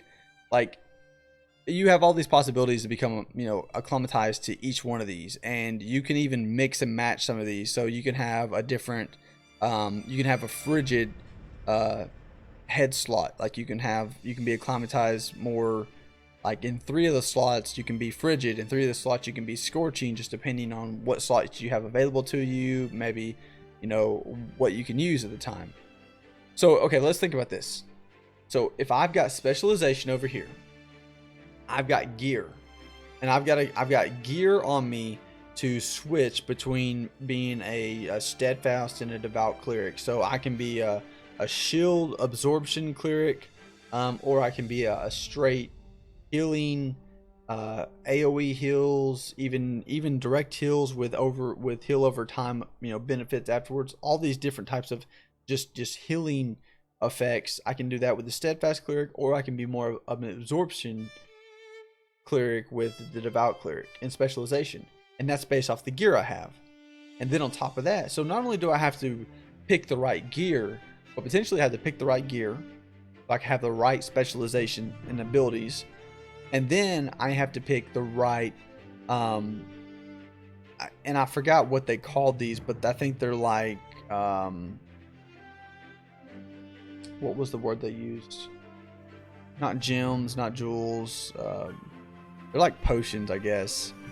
But I may have to use the right variation of frigid and scorching, you know, elixirs or whatever it is that they're using here. They're calling it. I may have to then change what I'm acclimatized to. So again, in this, if I'm looking at it, if I'm thinking about it, I'm going to have to, and this, from my understanding, once you use the, let's say you have a level 3 or tier 3 frigid elixir, once you use that one time, what they're saying is potentially that's going to be with you permanently.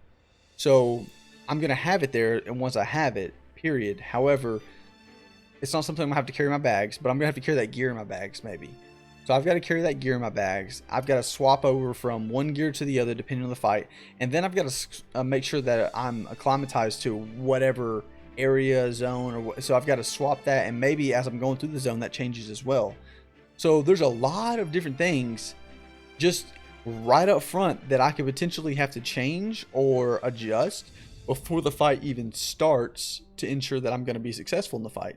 And I think, you know, I've heard it a few times. They really want to make a game to where you have to pay attention and know what you're about to get into before you get into it, because if you don't, you're going to walk in there and you're not going to have you're not going to be acclimatized to the right environment. You're not going to have the right specialization for your character, for your class. You might not have the right classes in the fight to handle the fight. You might need somebody that can block that cave entrance off with a pillar or with a barricade, so that, you know, creatures can't come through. You might need an enchanter because the CC requirements are just too great to pass that particular spot without one. All of this coming together and making the game it's just complex. And it's before you ever enter the fight. It's before you ever even start, you ever engage. And I haven't even talked about abilities yet. I mean, you know, if you think about it, if you switch your specialization, you've got to switch your abilities. So, I mean, a summoner could summon basic gear for climate. Absolutely. Potentially, you need a summoner because maybe a summoner is the only one who can summon a level 4 frigid chest piece elixir. You know, and maybe it has a limited duration. Maybe it can only be utilized for an hour time frame or something like that. Maybe the summoner, like you said, summons a piece of gear and it's not something to do with this view here. Maybe it's actual piece of gear. It's an actual chess piece.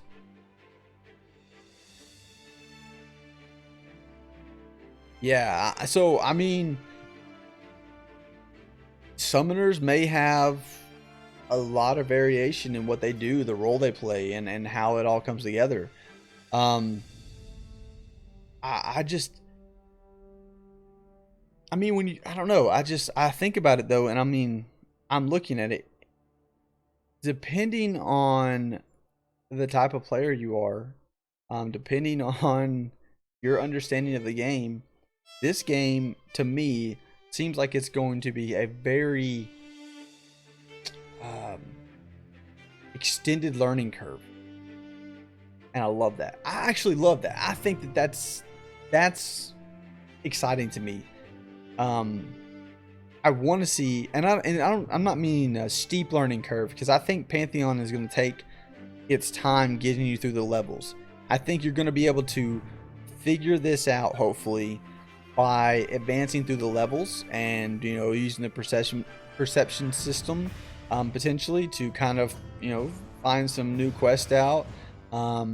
You know, through the community, you'll be able to talk about things, what worked, what didn't. I'm sure there's going to be wikis and websites and things like that that give information out. But for me, I'd almost rather find it out or figure it out myself. What works best? What items are best? Where do I need to go to find this? What cave do I need to travel down to go find some, you know, long lost cleric in the back of a dungeon who's been locked up because of his, you know, religious or sacred practices, and he's now got a tome in the bottom of a dungeon, and once I find him, he then gives me that tome to, you know, utilize to activate a certain ability or spell or something like that. You know, I think about all these things, and I don't know, I get more and more excited about the game because they've set it up in a way, at least from what I can see, there's just so many possibilities. Printing maps like the good old days. Yeah, I'm actually as a VIP, I get to get the wall mount or the wall map. It's gonna go right here. Boom, just plaster it right there. Also, one of the things I'm gonna do is I'm gonna get a new desk. My desk is gonna be shoved up over here.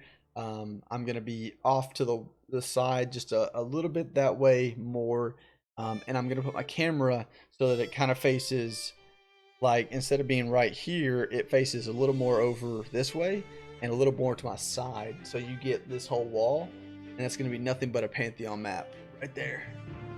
So I'm excited about it. I've been looking into green screens as well. I used to use one way back in the day, but I don't know. I'm too excited about putting all this Pantheon stuff up on the wall here. So we'll see. We'll see. But yeah, no, I mean, the maps and the gear and just, yeah. Again, I think that for me,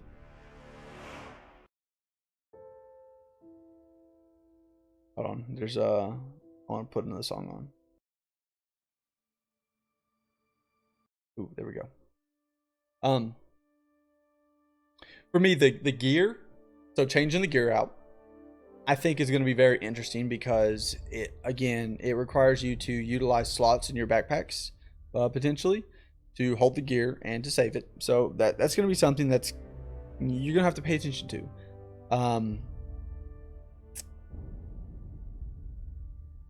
I'm going to throw something out there, and I don't know how this is going to work, but we'll see.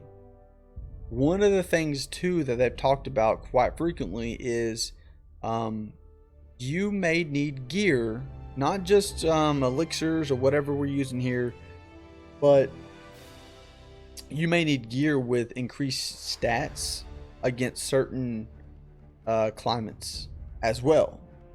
So on top of what you have here, you may need actual gear with certain stats. You know, that's been talked about. I don't know if that's true, if they're just going to use this view here in elixirs or something like that to you know, acclimatize you to a certain area. But if you have to have gear, like for example, if I have to have cold steel armor that has frost resistance or frigid resistance on it, or I'm sorry, if I have to have cold steel armor that has resistance to frost on it for like frost damage or ice damage or something from a boss, let's say that I have to have that. Okay, great, that's fine. Well, let's think about this. Let's think about if I have to have that frost resistance for 2 sets of gear, because I have to have one set that's devout and one set that's the steadfast. So I have a set of gear that gives me the abilities to use as a steadfast cleric, advanced healing, heal over time, AoE healing, and then I have frost resistance gear over here that gives me the abilities to use as a devout cleric. Absorb is, Zorb. I'm sorry, not Zorb. What am I talking about here? Shield absorption. So like, I've got 2 different specializations, and they're both frost gear. They're both frost armor. Perfect. That's 2 sets of gear that I've got. 2 so far. What if I go to a fire boss? Both those sets of gear are now worthless because I need fire resistance. So now I have 2 additional sets of gear with fire resistance. So here's my thoughts on that. I'm curious as to how they're going to really implement that. So yeah, so you don't have to consume your entire bank plus like 2 alt banks with nothing but gear with different resistance for different encounters. Especially if you have to have different gear to switch in between specializations, and to get different abilities and such.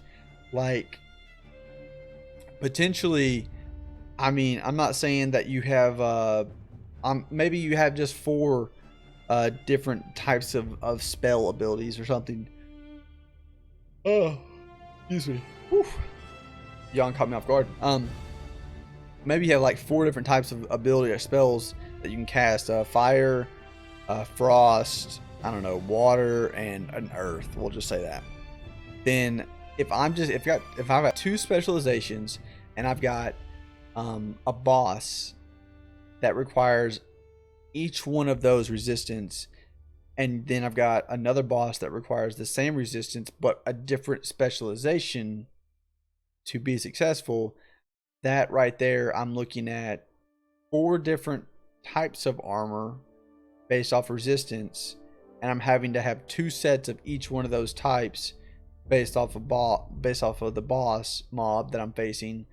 That's 8 sets of armor alone, without anything else. Like, if that's just 4 different types of resistance that I need, that's 8 sets of armor. Again, I'm very curious to see how they deal with this, because if you think about it, if they're going that route, if that's the way the direction we're going, there could be bank slots, and the amount of gear you can carry on you, weight's going to be a factor in this game. All of that combined and coming together, that there could be a lot of questions that I would come up with as to how am I going to keep up with all this stuff? How am I going to keep all that gear in my bank and still have room for other things? I don't know. I really don't at this point in time. Maybe there's a way, maybe they're going to implement something that will help me manage that better. Or maybe I'm not going to need nearly as many sets of armor as I'm thinking right off the bat. I don't know. We'll see. But I'm curious. That's the type of stuff, that when I start thinking about stuff like this and I start digging into it, that's the type of stuff that I'm really thinking of.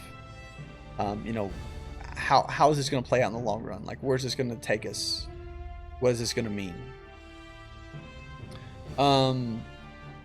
When do you think alpha will come, in your opinion? Alpha.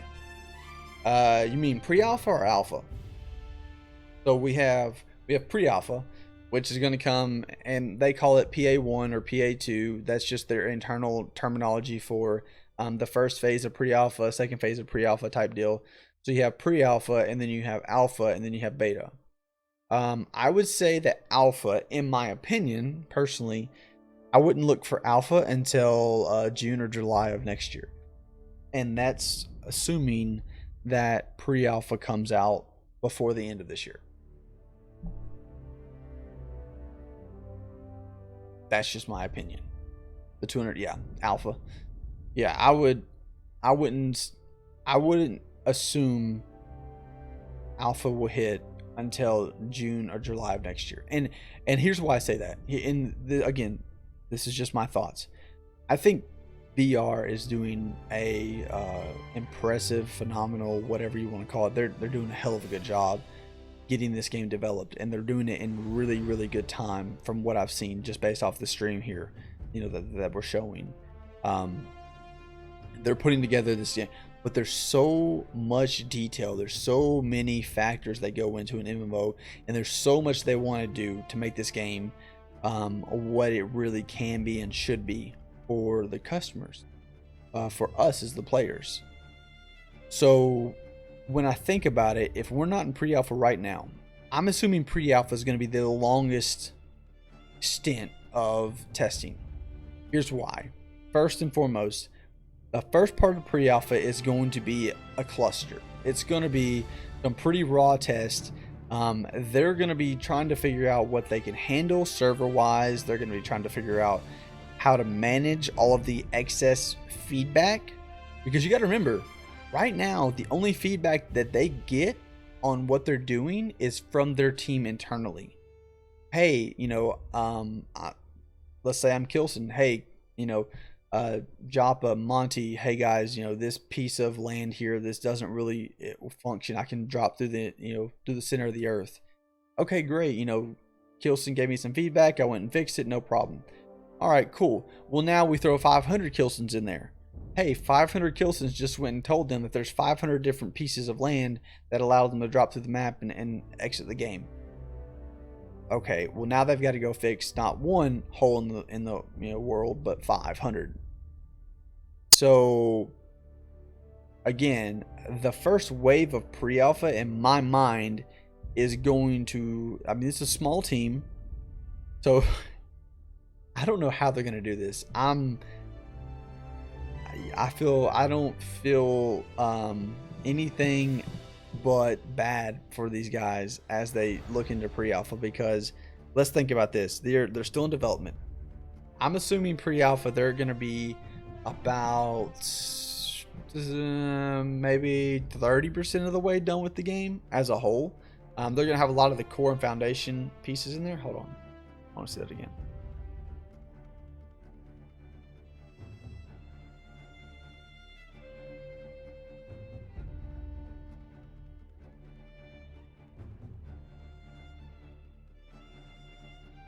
Okay, cool.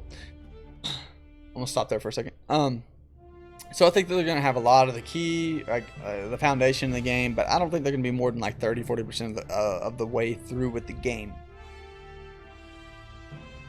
At least we get more video from people, or they're not allowed. No, they're not allowed. So I'll explain that too. So when pre-alpha hits, here's what's gonna happen. I think they're gonna be about 30 to 40% of the way through with the game. Meaning they've got a ton of work still to do. Mind you, they've done a lot. I'm not putting that past them. But once you get, they're going to get that 30 or 40% foundation done. Well, they might be more than that. They might be around 50. Maybe 50%. But they've probably still got, the entire other continent to go. So, let me just show you what I'm saying here. I'm a visual person. I like to see. So, in my mind, right now,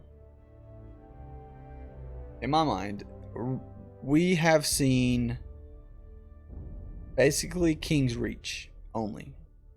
We have not seen Rainfall at all, from what I know and what I've seen. Maybe I'm wrong, maybe I'm not. I don't know. From what I've seen, though, the only place that I think we've seen, the only continent, the only zones, have been in King's Reach. King's Reach is pretty good size. They've got a lot of different races, classes, things like that. But we haven't seen anything over here. Now, so if we're thinking about it right now, if they're the state they're at, they should be able to take a lot of what they've done over here and kind of replicate that over here to kind of build out the world for themselves. And they talked about it in their stream as well. They can utilize the Unity engine and some of the tools that they've made to really create this world a lot faster than they did this, because they had to build that tool so that they could implement things faster in the long run. So it took a while to build the tool, but once the tool was built, now they can quickly implement, features and things like that into the world over here. So let's say they're 30-40% of the way done with pre-alpha. Comes out pre-alpha 1. So pre-alpha opens up. We have not even all of King's Reach, but a lot of King's Reach available to us. And we're still working on, we still have perception system. They're still working on details with that. Still working on classes, the abilities, tweaking those, getting those right. Still working on animations, making sure that all the animations are right, things of that nature. They're still going to be working on loot, making sure that we have the correct loot, that it's, you know, it's dropping at the correct rates. They're still going to have to work on some of the visual aspects as well. I mean, there's still work to be done visually. Some of the enhancements that they want to do before they come out with the game. So pretty much they're still in development, full-blown development at this point. And then pre-alpha opens up. When pre-alpha opens up, they're going to open up King's Reach and some of the parts of King's Reach for us. And I mean, I don't know if it's going to be all of it, but I'm assuming based off of what I know from previous conversations in the past, pre-alpha is going to be parts of King Reach, not all of it. Alpha, they're going to look to open up all of King's Reach in alpha, and then beta, they'll include Rainfall. So Rainfall will be included in beta, and then once, you know, that has been tested and everything's good, they'll be looking to go to release, which will include everything, of course. So that's kind of the early game plan that I've heard about, but that could have changed, you know, of course. So again, they're going to be still full-blown development. There's still a lot of work to be done at this point in time. I mean, there's still a lot of little details that need to be addressed, and that's the key at this point. If you build both of these continents, you fill out the world, you put all the NPCs in place, you put all the you put all the rocks and the trees and the land and the water, you put it all together, it looks good, the buildings look good, everything flows. Well, then you got to go through and you actually got to add life to them. You got to add the what is it?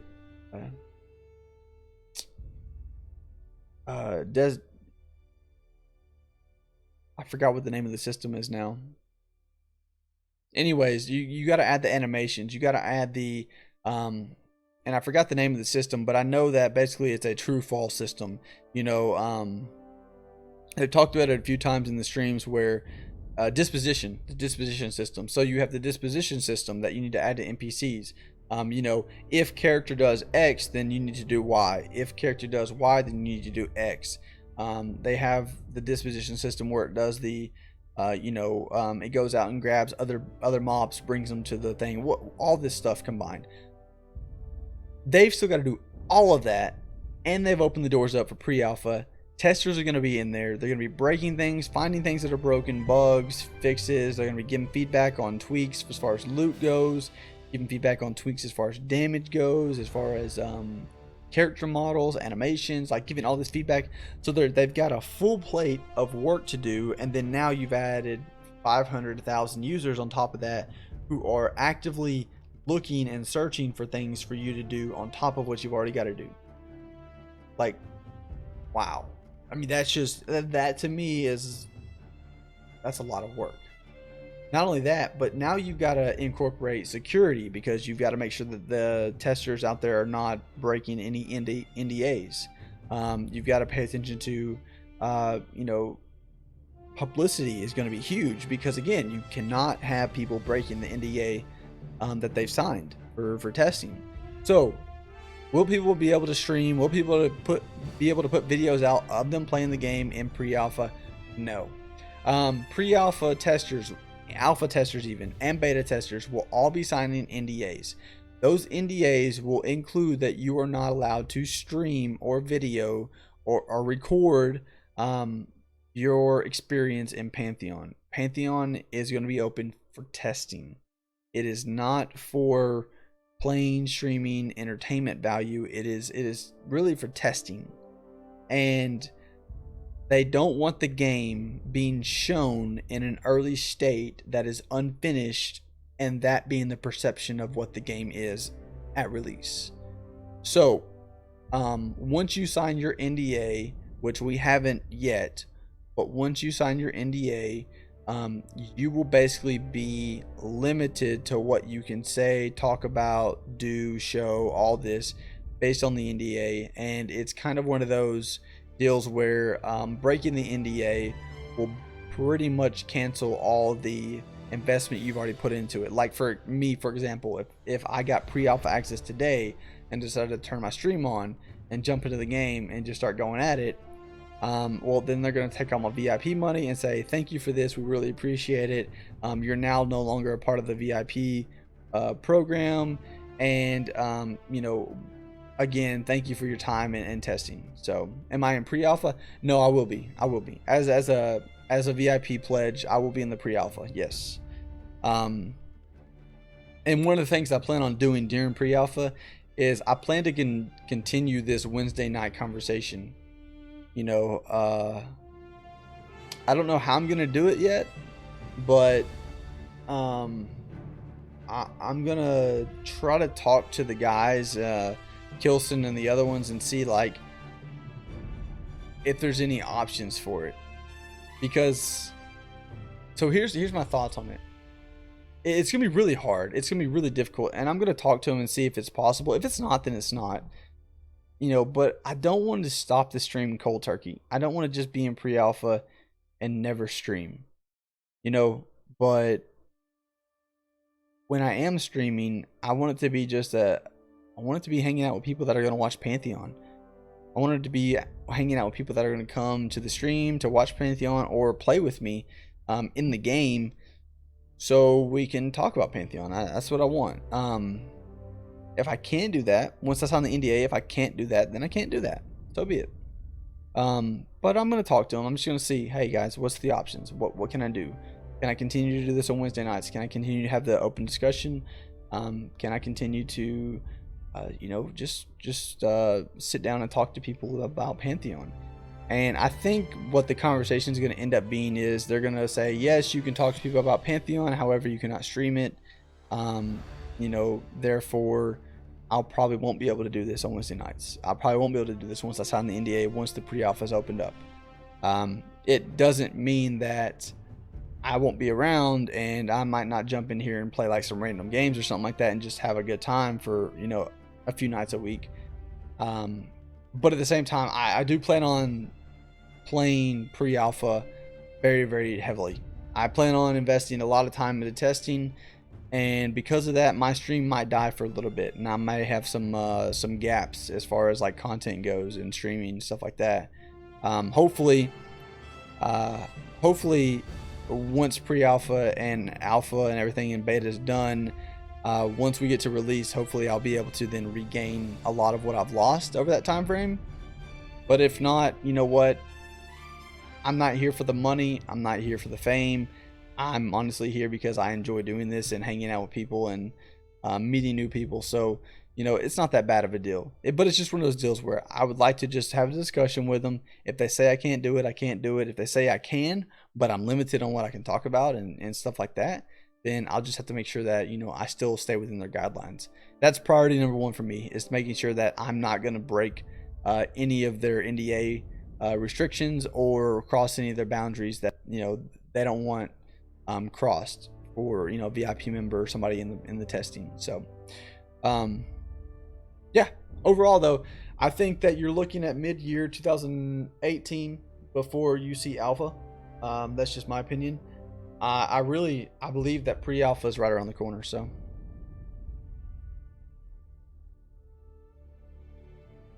it's always worth talking to people. Absolutely, Tom. And let's be fair.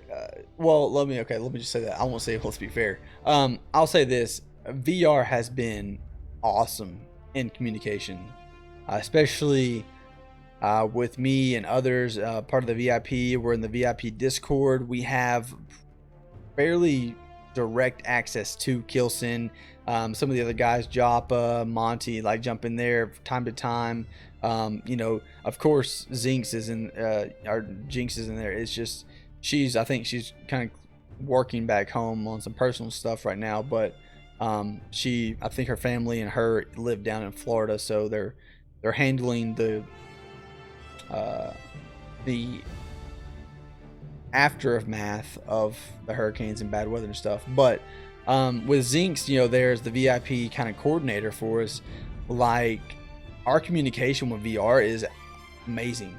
I mean, we have just upfront access to most everyone that you see on the streams. It's really, really neat. It's really cool.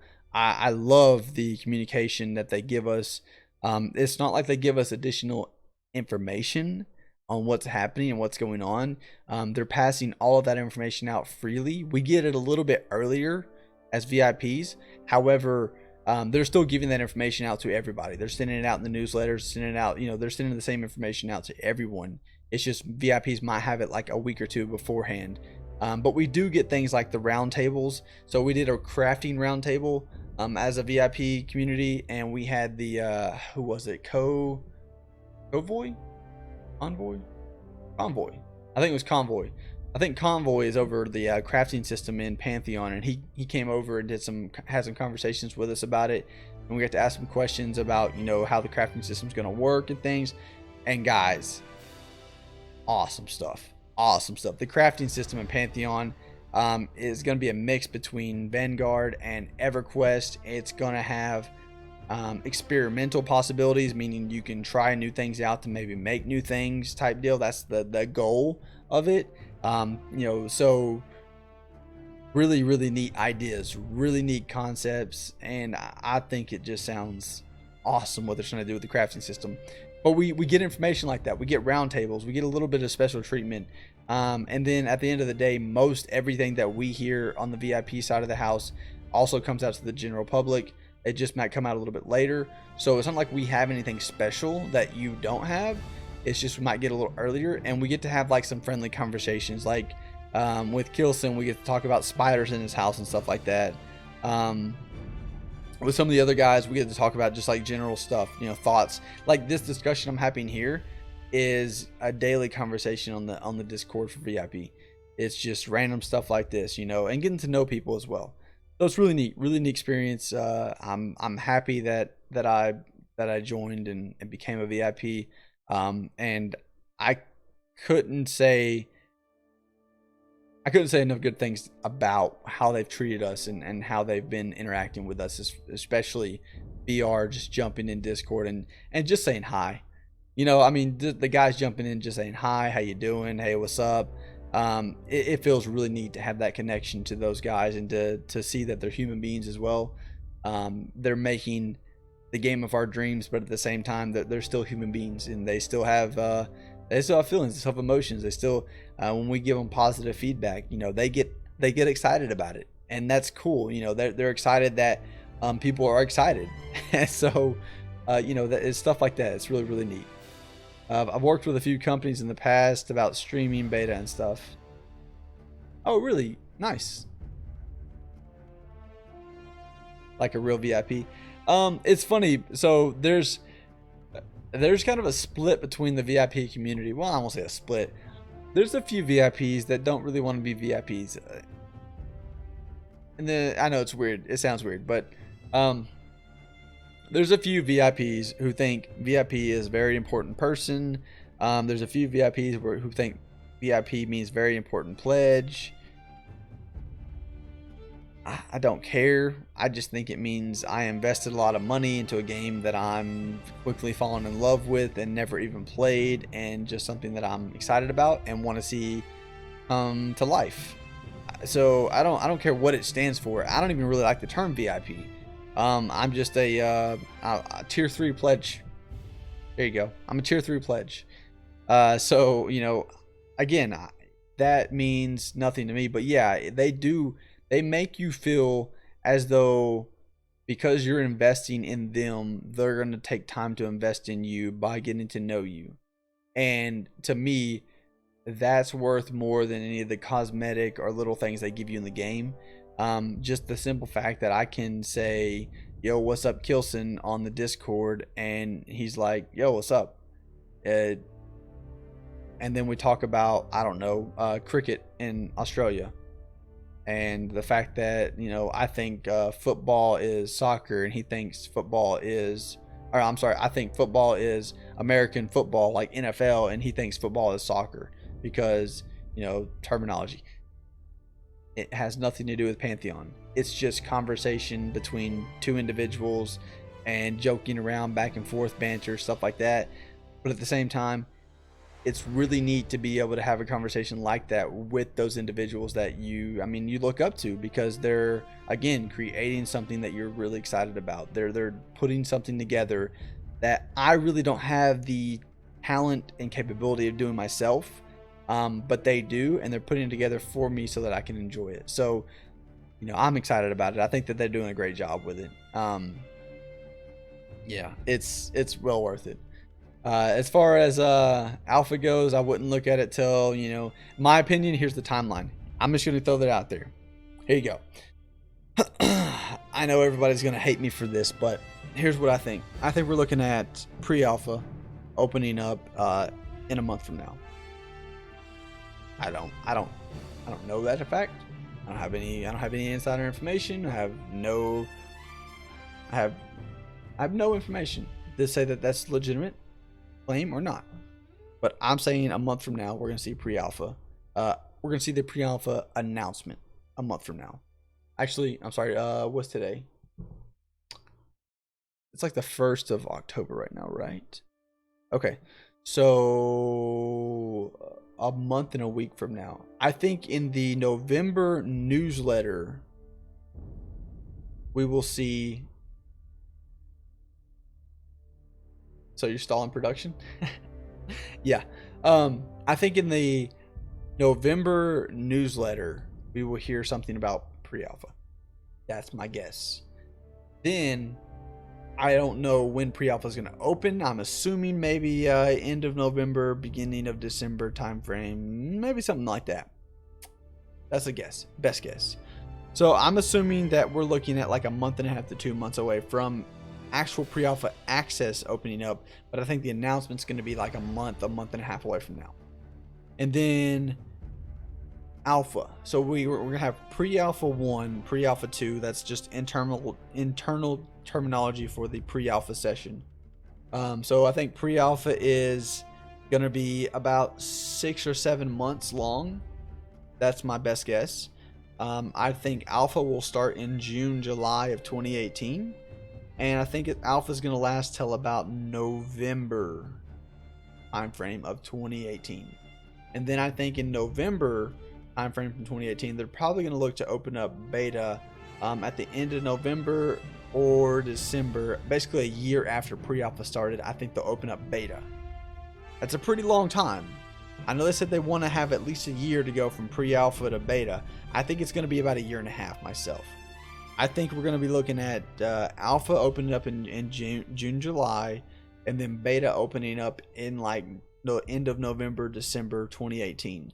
And then from there, I can see us going for 3, possibly 4 months into 2019 before we see a release date for the game. And I'm really not anticipating the release of the game until at least April, maybe even May of 2019. That's just my gut feeling. I'm not saying that that's how it's going to be, but that's my best guess. And I just think that, again, there's so much of the game that they want to get done, so many details they want to nail down before they have this game. Before they have this game into the release or put into the customer's hands after release.